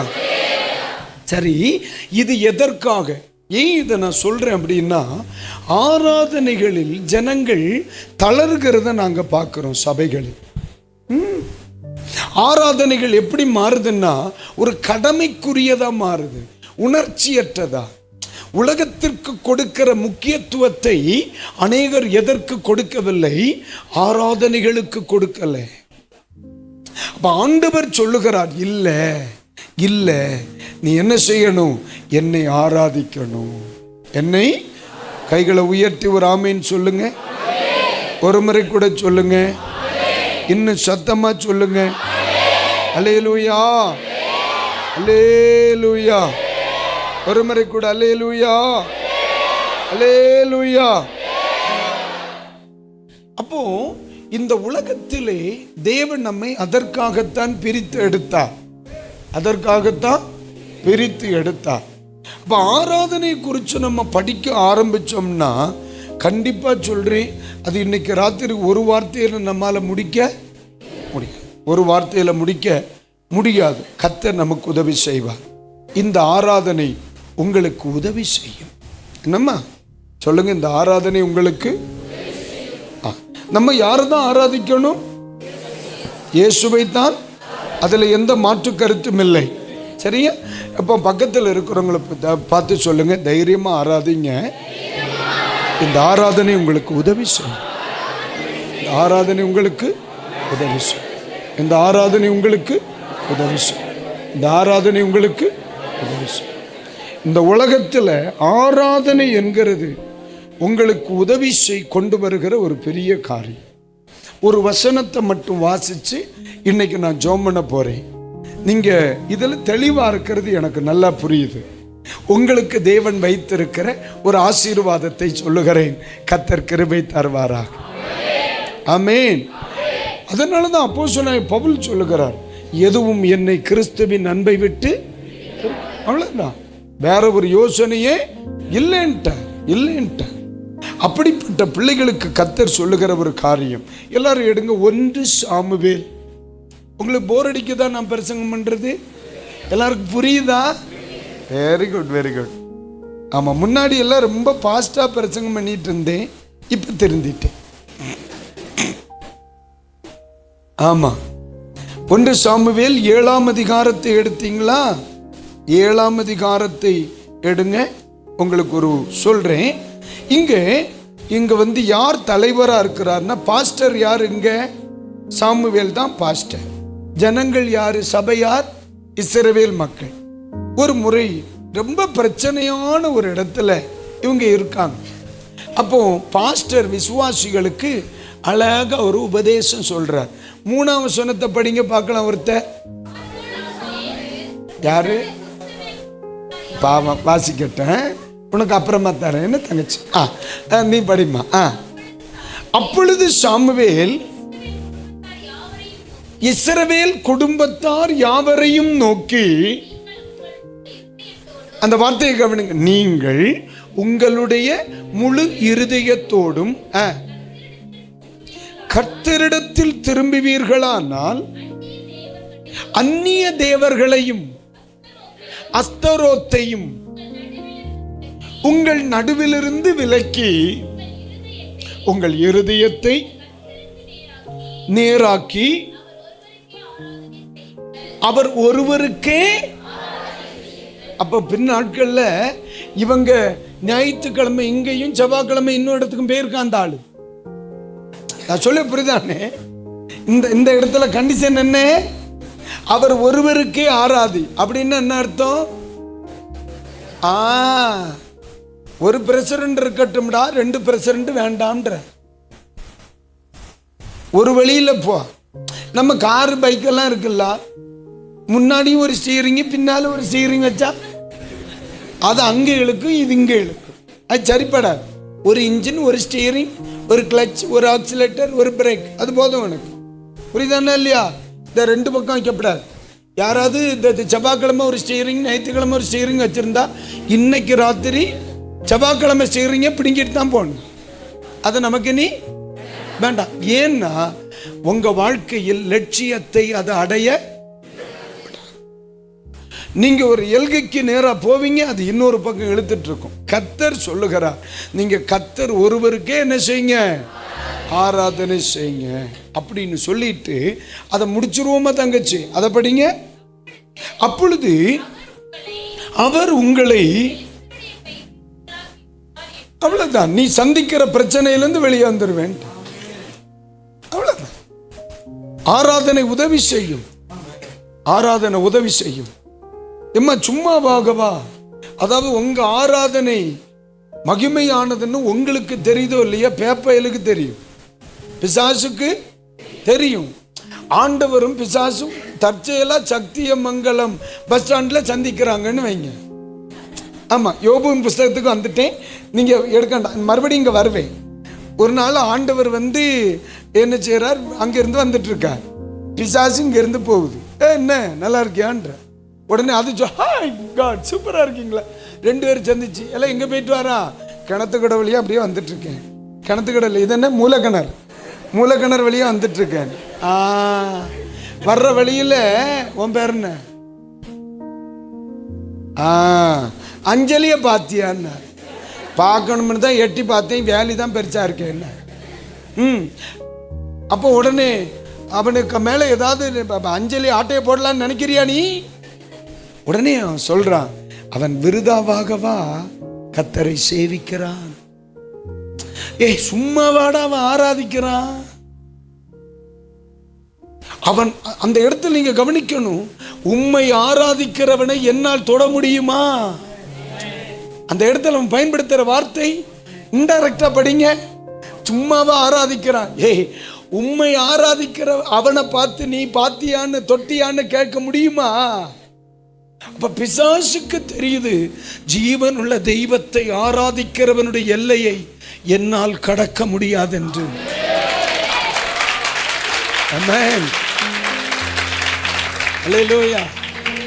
அதுதான், அதனால நான் இப்ப அந்த சைடே போறதில்லை.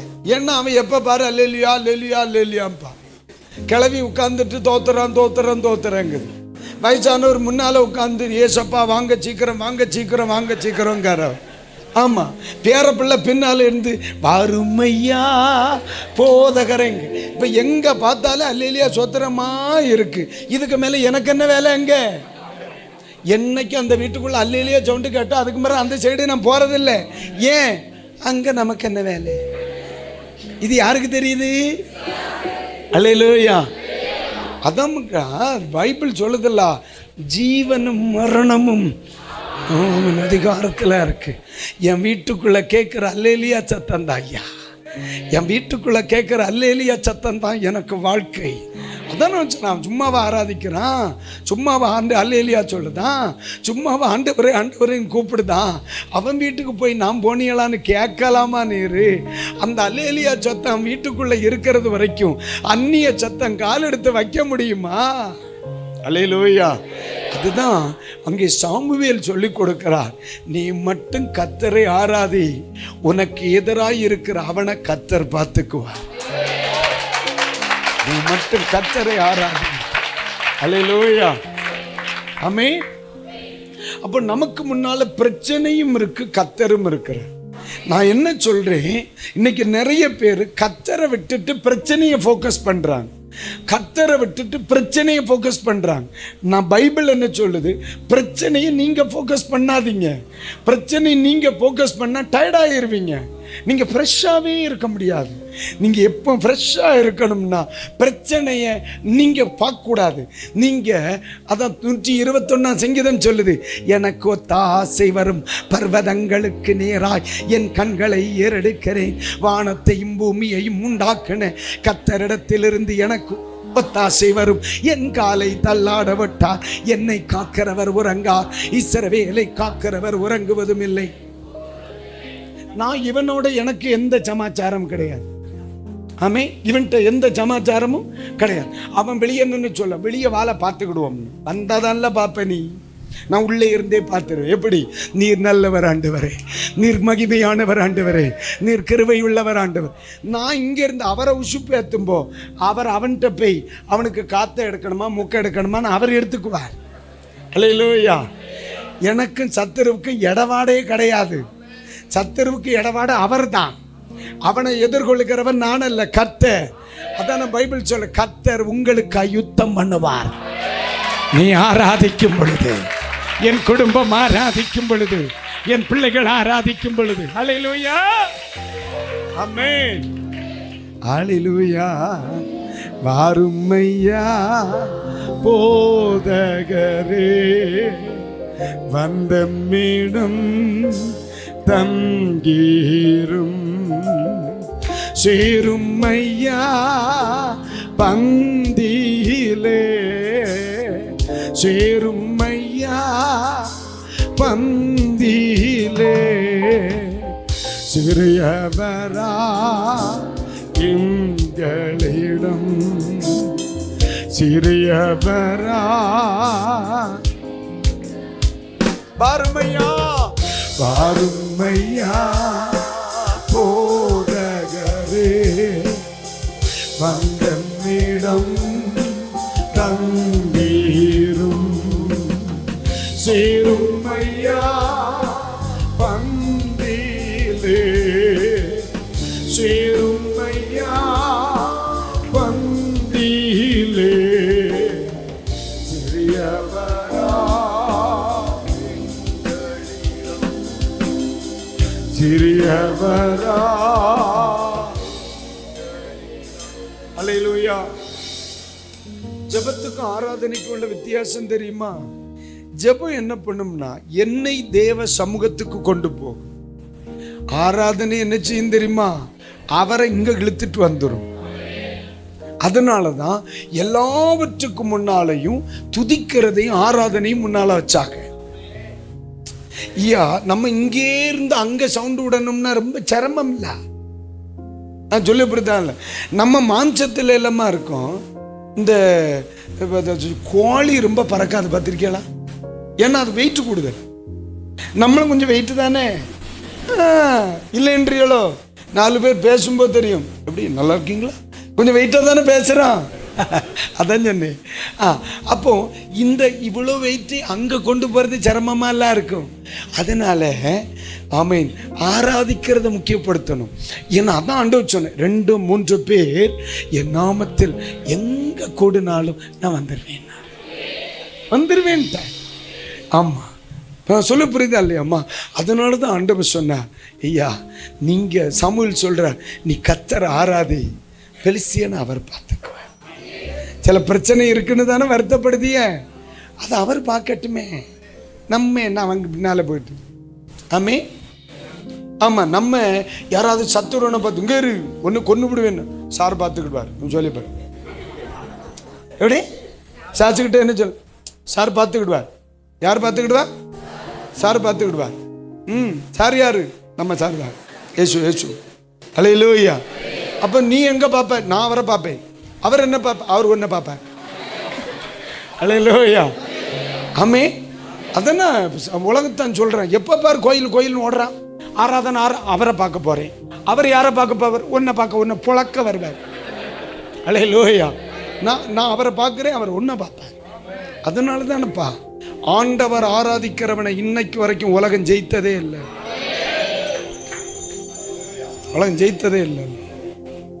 அதாவது ஒரு சரித்திரத்தை சும்மா புரியுற மாதிரி சொல்றேன்.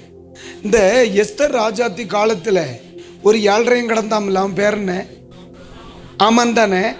சரி, ஆமான் ஒரு நாள் போயிட்டு வீட்டுக்கு கோபமா திரும்பி வாரான். அவன் பொஞ்சாதி அழகாக ஒரு ஆலோசனை சொல்ல தெரியுமா? அவன் யூதனானால் நீர் அவனுக்கு முன்பதாய் தாழ்ந்து போவது நிச்சயம். அப்படின்னு என்ன அர்த்தம்? அவன் யாரு? யூதன். அல்லேலியா போடுத பயலா, எதுக்கு சொல்லுங்கன்னு தெரியாம அல்லேலியா போடுற பயலா. அப்படியா? மூவன்னு நீச்சத்தா. யாரை பார்த்து? புருஷனை பார்த்து. புருஷன் யாருக்கு விரோதமா எழும்புறான்? யூதனுக்கு விரோதமா. ஹஸ்பண்ட் அண்ட் ஒய்ஃப் 2 பேர் பேசுறாங்க, அப்படியே வச்சுக்கிடுங்க. புருஷன் வரான், ஆஃபீஸ் போயிட்டு வரான், தோத்து போய் வரான். உடனே மனைவி கேட்குறான், என்ன ரொம்ப ரொம்ப டயர்டாக இருக்கிறீ, வாழ்க்கை கொஞ்சம் பிரச்சனை ஆயிட்டு. சரி, நீர் யாருக்கு விரோதமாக எழும்புறி? அவன் யூதன். யூதனுக்கு விரோதமாவா? ஆராதிக்கிறவனுக்கு விரோதமாகவா? மோன செத்தா. யாருக்கிட்ட? புருஷன்கிட்ட மனைவி சொல்றா, நல்ல தீர்க்க தரிசனம். மோன செத்தா. ஏன் தெரியுமா? அவன் ஆராதிக்கிறவர் ஜீவனுள்ளவராக்கும். அல்லேலூயா. அதுதான் வெற்றிமா. நம்ம ஆலயத்தில் வந்து ஆராதிக்கிற ஒவ்வொரு நிமிஷமும் நம்ம வாழ்க்கையில எங்கேயோ ஒரு இடத்துல சத்துரு விழுகிறான். எங்கேயோ ஒரு இடத்துல ஒரு யுத்தம் நடைபெறுகிறது. நான் என் ஊழியத்தில் 28 வருஷமா நான் பார்த்திருக்கேன். நான் மனம் திறந்து சபையில் ஆராதிக்கிற நிமிடங்கள், அதுக்கு பிறகு நான் சந்திக்கிற, அதற்கு முன் சந்தித்த சில சத்துருக்களை நான் அதுக்கு பிறகு சந்திக்கவே மாட்டேன். நான் ஆலயத்தில் வந்து ஆராதிப்பேன். நான் ஆராதிக்கும் பொழுது முழு பலத்தோடு ஆராதிப்பேன். ஆனா நான் அதுக்கு பிறகு வந்து பார்த்தா, நேற்றைக்கு வரையிலும் எனக்கு முன்பு உயர்ந்திருந்த சில மலைகள் அங்கே இருக்காது, உடைச்சிருவார். அதுதான் சாமுவேல் சொல்லுகிறார், நீங்க ஆராதிங்க, கர்த்தர் பெலிஸ்தியனை பார்த்துக்கணும். தைரியமா சொல்றேன், உங்க பக்கத்தில் இருக்கிறவங்களை கைப்பிடிச்சு சொல்லுங்க, கர்த்தர் பார்த்துக் கொள்ளுங்க. அல்லேலூயா, ஆமென். தெளிவா சொல்றேன், இந்த சபைக்கு ஆண்டவருடைய இரக்கம் இருக்கும். நிறைய மனித தந்திரங்கள் விழும், சத்துருவின் தந்திரங்கள் விழும், பிசாசின் தந்திரங்கள் விழும், மனுஷ தந்திரங்கள் விழும், நிறைய உயர்ந்த கோபுரங்கள் காணாம போகும். உங்க ஆராதனைக்கு முன்னாடி, உங்க ஆராதனைக்கு முன்னாடி, உங்க ஆராதனைக்கு முன்னாடி, உங்க அல்லேலியாவுக்கு முன்னாடி, உங்க ஸ்தோத்திரத்துக்கு முன்னாடி, உங்க ஜெபத்துக்கு முன்னாடி, இயேசுவின் நாமத்தினால ஆராதிக்கிறவனுக்கு முன்னால ஜெயித்த வேறொரு ஆயுதமே கிடையாது.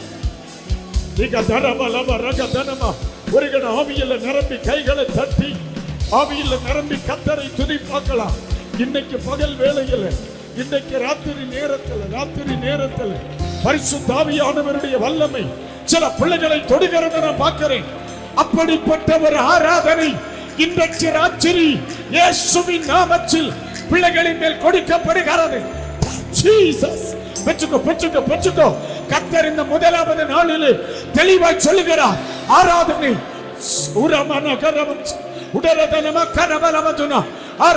ஆராதனை ஒரு மகிமையான ஆராதனை, சத்துருவை விளப்படுகிற ஒரு அற்புதமான ஆராதனை இந்த ஆலயத்திற்குள்ளே இயேசுவின் நாமத்தில் இப்பொழுது வைக்கப்படுகிறது.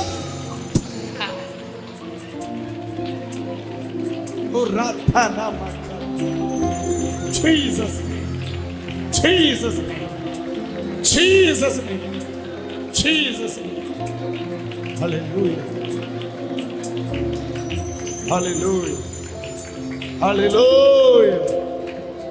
Jesus. Hallelujah. Amen. அதான் ஆண்டவர் சொன்னார், ஆண்டவர் தெளிவா சொன்னார். அந்த 7ஆம் அதிகாரத்தை நீங்க தொடர்ந்து படிச்ச பைபிள் சொல்லுது, அவர்கள் காலத்தில் பெலிஸ்தியர்கள் அதற்கு பிறகு எழும்பவே இல்லை. எதனால? பல வருடங்கள் உங்க குடும்பங்களில் உயர்ந்திருக்கிற, உன் குடும்பத்துக்கு விரோதமா உயர்ந்திருக்கிற சில மலைகள் நிக்குது. இன்னைக்கு ராத்திரி ஒரு 5 நிமிஷம் கூட நான் எடுப்பேன். சில குடும்பங்களுக்கு முன் உயர்ந்திருக்கிற கோபுரங்கள் சல்லி சல்லியா நொறுங்கும். இன்னைக்கு ராத்திரி சல்லி சல்லி. ஹல்லேலூயா. ஒரே ஒரு காரியத்தை சொல்றேன், உன்னை கீழ்ப்படுத்தும்படி சத்துரு தனது ஆயுதத்தை எவ்வளவுதான் கூர்மையாக்கினால், கண்டிப்பா சொல்றேன், அது செயல்படாது, முடியாதுங்க. உங்க ஆராதனைக்கு முன்னாடி அது நிக்காது, தெரிச்சிரும். இயேசுவுக்கு முன்னாலே சத்துரு எடுத்த யுக்திகள் ஜெயிக்கல, கடைசியில மரணமும் ஜெயிக்கல. தாவீதுக்கு விரோதமாய் சவுல் எடுத்த யுக்தி ஜெயிக்கல, பட்டயம் ஜெயிக்கல. மோசேக்கு விரோதமாய் பார்வோன் எடுத்த யுக்தி ஜெயிக்கல. காரணம் என்ன தெரியுமா? இவங்கெல்லாம் நின்றது மாம்ச பலத்தில் அல்ல, தெய்வத்தை ஆராதிக்கிற ஆராதனைகள். ஆமென். இந்த அல்லேலியாவும் சோத்திரமும் உன் வாயில இருக்கிறது வரைக்கும் நீ தோற்று போவதில்லை என்பேன். ஹல்லேலூயா. எல்லாரும் எழுந்து நில்லுங்க. ஹல்லேலூயா.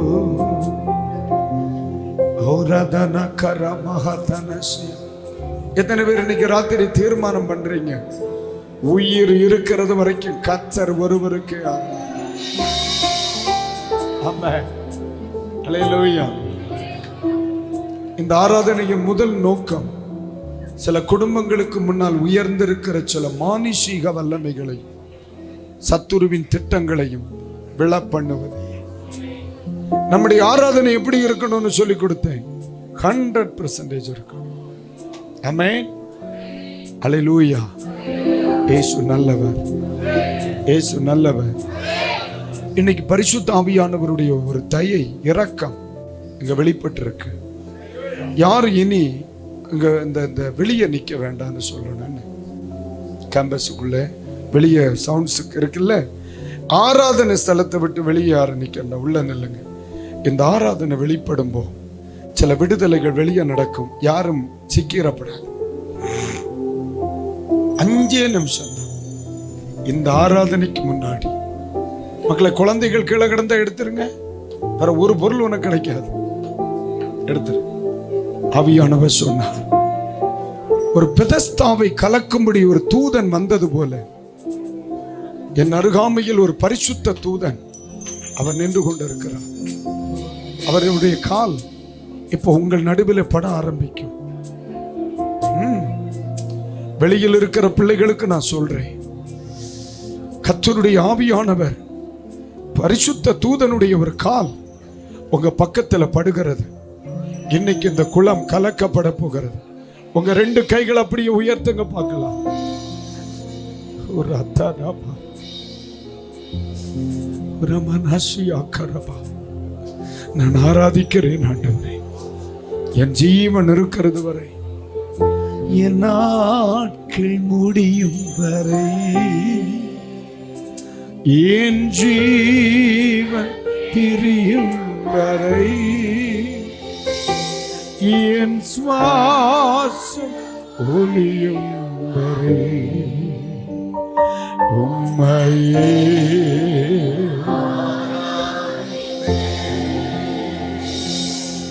என் நாட்கள் முடியும் வரை, என் ஜீவன்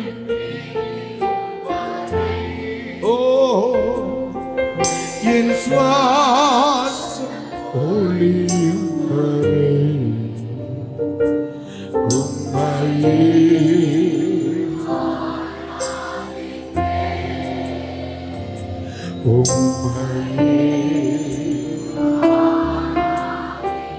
என் நாட்கள் முடியும் வரை, என் நாட்கள் முடியும் வரை, என் ஜீவன் பிரியும் வரை, என் சுவாசம் ஒளியும் வரை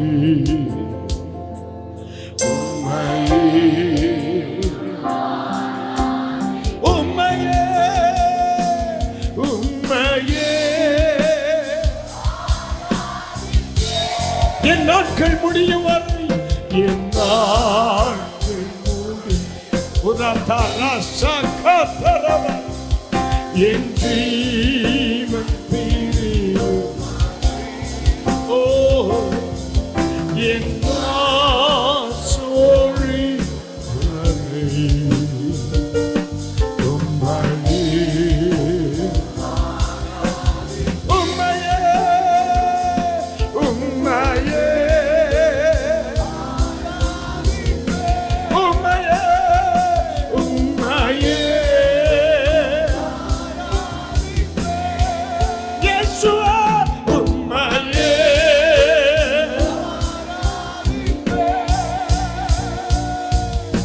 கை உயர்ந்திருக்கட்டும்.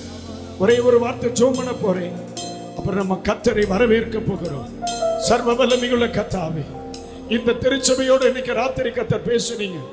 இந்த பிள்ளைகளை பிரச்சனையை பார்க்க சொல்லாத, என்னை மட்டும் பார்க்க சொல்லு. நான் பிரச்சனையை பார்த்துக்குவேன். என்னை ஆராதிக்க சொல்லு, என்னை உயர்த்த சொல்லு. என் பிள்ளைகள் மேல என் இரக்கம் இருக்கும் அப்படின்னு சொன்னீங்க. அதை இந்த பிள்ளைகளுக்கு சொல்லி இருக்க. தூதர்களை அனுப்புங்க. இவர்களை தொடுவீராக. உம்முடைய வல்லமை இவர்களை இறங்கட்டும். இன்றைக்கு ராத்திரி அநேக கோபுரங்கள் உடையும்னு சொன்னீங்க. இயேசுவின் நாமத்தில் விடுதலை வெளிப்படட்டும். இயேசுவின் நாமத்தில் அபிஷேகம் விடுதலையாக்கட்டும் என்று சொல்லி ஜெபிக்கிறேன். இப்ப கைகளை தட்டி ஆண்டவருக்கு நன்றி சொல் பார்க்கலாம். எஸ், ஃபயர், ஃபயர், அக்னி, அக்னி.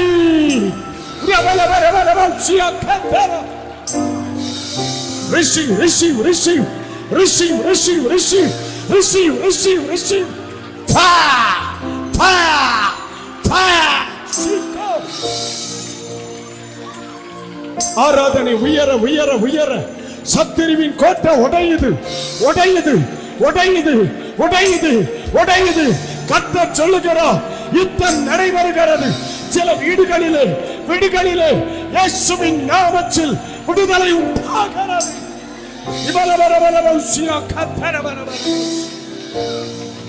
மகிமை. சத்துருவின் கோட்டைகள் தகர்ந்து போகிறது, தகர்ந்து போகிறது. The mighty God Jesus. Orama shakata. ஆராதிப்பே.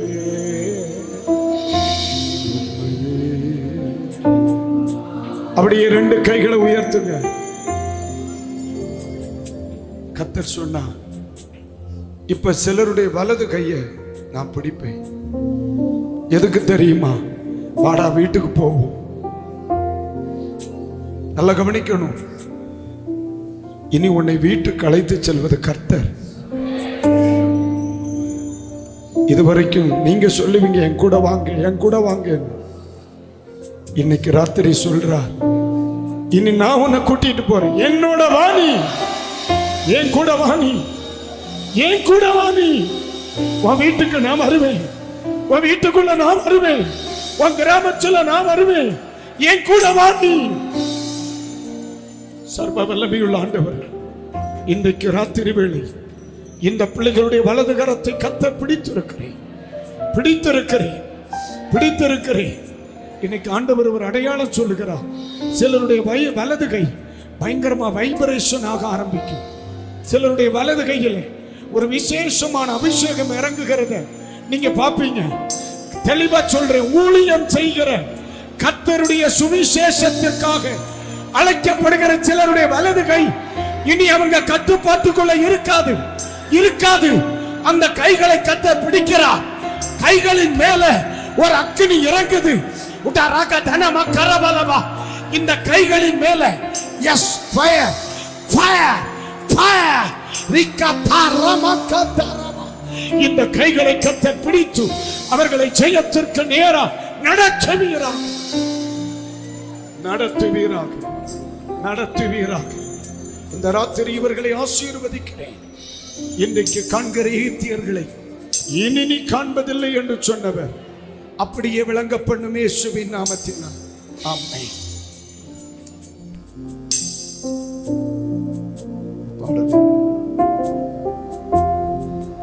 நாம் நின்ற வண்ணமாகவே ஒரு பாடலை பாடும் பொழுது நாம் கர்த்தருக்கென்று காணிக்கை படைப்போம். இந்த கூட்டத்திற்கு தேவன் சந்திக்கப்படும்படியாக நம்ம உம்மை ஆராதிப்பேன், உம்மை ஆராதிப்பேன், உம்மை ஆராதிப்பேன், உம்மை ஆராதிப்பேன்.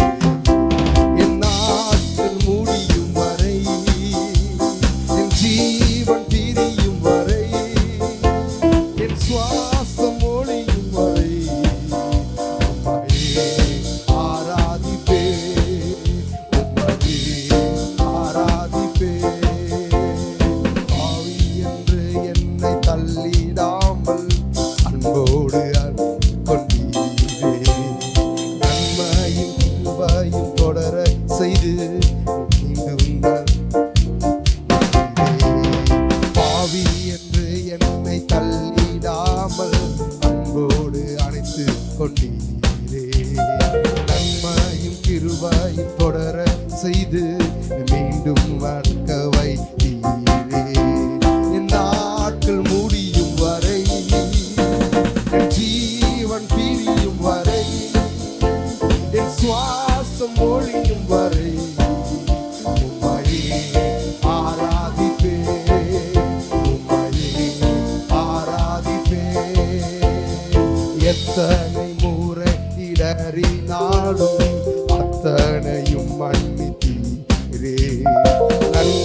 நன்மையும் கிருபையும் தொடர செய்து மீண்டும் நடக்க வைத்தீரே. எத்தனை முறை இடறினாலும் அத்தனையும் மன்னித்தீரே. நன்மையும் கிருபையும் மீண்டும் நடக்க வைத்தீரே. என் நாட்கள் முடியும் வரை, என் ஜீவன் பிரியும் வரை, என் சுவாசம் ஒழியும் வரை உம்மையே ஆராதிப்பே, உம்மையே ஆராதிப்பே, உம்மையே ஆராதிப்பே, உம்மையே ஆராதிப்பே. நாளை தினத்துல காலையில் 10 மணிக்கு நமக்கு இங்கே ஆராதனை இருக்குது. எல்லாரும் வரலாம் இந்த கூடுகைக்கு. அதனால் வாலிபர்கள் மட்டும் அப்படின்னு இல்லை, எல்லாருமே இந்த கூடுகைக்கு நாளைக்கு 10 மணிக்கு இதே ஆலயத்தில் நடைபெறும். அதனால் தயவுசெய்து காலையில் 10 மணிலேருந்து 1:30 மணிலேருந்து நமக்கு ஆராதனை நடக்கும். அதே போல் மாலையில் 6 மணிக்கு இதே போல் நமக்கு நடைபெறும். அதனால் இந்த 2 நாளை நம்ம பயன்படுத்திக் கொள்வோம். கர்த்தர் நம்மை ஆசீர்வதிப்பாராக. பல சபைகளிலிருந்து வந்திருக்கிறீங்க, கர்த்தர் உங்களை ஆசீர்வதிப்பாராக, உங்கள் ஊழியக்காரர்களை ஆசீர்வதிப்பாராக. அந்த இறுதியாக நம்ம ஜெபிப்போம். படைக்கப்பட்ட காணிக்கைக்காகவும் வந்திருக்கிற மக்களை ஆசீர்வதித்து அனுப்பும்படியாக நம்மத்தில் இருக்கிற பாஸ்டர் ராஜமாணிக்கம் ஐயா அவங்க ஜெபித்து நம்ம ஆசீர்வாதம் கூறுவாங்க.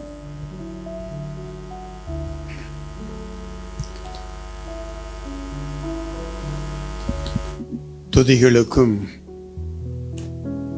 ஸ்தோத்திரங்களுக்கும் கனத்துக்கும் மகிமைக்கும் சகல உயர்வுக்கும் பாத்திரராயிருக்கிறவரே, உம்மை நாங்கள் எப்படி ஆராதித்து உம்மை நாங்கள் உயர்த்த வேண்டும், மகிமைப்படுத்த வேண்டும் என்று சொல்லி பரிசுத்த ஆவியானவர் உமது தாசர் மூலமா அவருக்கு நீர் கற்றுக் கொடுத்ததை, சொல்லிக் கொடுத்ததை, அவர் அனுபவிக்கிறதை எங்களுக்கும் சொல்லி நாங்களும் உம்மை நேசிக்கிறோம், ஆகையினாலே ஆராதிக்கிறோம், உம்மை உயர்த்துகிறோம்.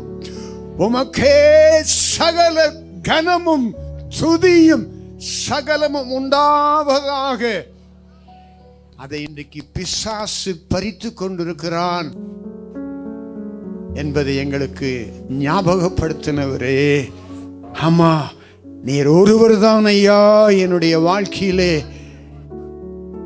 துதிக்கு பாத்திரர்.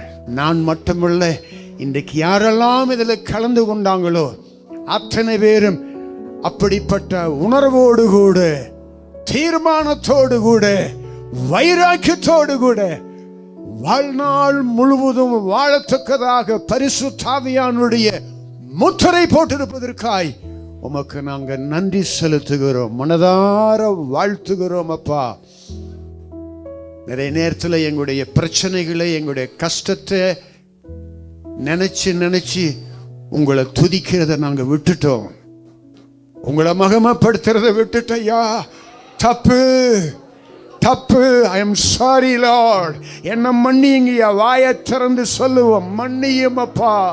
எங்க பிரச்சனையிலே பெருசு பண்ணி அதவே பேசி அதவே நினைச்சு துதிக்கிறத விட்டதுனால அந்த பிரச்சனை பெருசாயிடுச்சே தவிர இனிமேல் பிரச்சனை நாங்க பார்க்க மாட்டோம், நீர் பார்த்து கொள்ளுவீர்.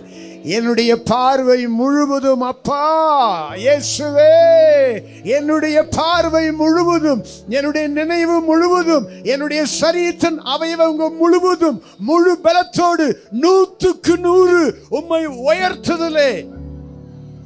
நாங்க உயர்த்ததுனால உயர்ந்தவர் அல்ல, நீர் உயர்ந்து இருக்கிறதுனால உம்மை உயர்த்த நாங்கள் கடனாளிகளாய் இருக்கிறோம். நான் உம்மை உயர்த்ததுனால உயர்ந்ததல்ல, நீர் உயர்ந்தவர், உன்னதமானவர், சர்வ வல்லமையும் உள்ளவர். ஆகையினாலே நாங்க உயர்ந்தவரை உயர்த்த அவையாவுடைய அனுக்கிரகத்துக்காய் நன்றி, கொடுத்த காணிக்கைக்காய் நன்றி. பணத்தையும் கொடுத்தோம், நேரத்தையும் கொடுத்தோம், எங்களையும் கொடுத்திருக்கிறோம். எங்களுக்கு நீர் இவ்வளவு ஆவியானவர் தெளிவுபடுத்தினதற்காய் ஸ்தோத்திரம். தெளிவில்லாம இருந்தோம், ஆராதனை குறித்து செய்து கொடுத்த தெளிவுக்காய் ஸ்தோத்திரம். அதை தொடர்ந்து கடைபிடிக்க கிருபை கொடு. வந்த ஒவ்வொரு பேரையும் ஆசீர்வதிங்க, ஊழியக்காரர்கள் ஆசீர்வதிங்க.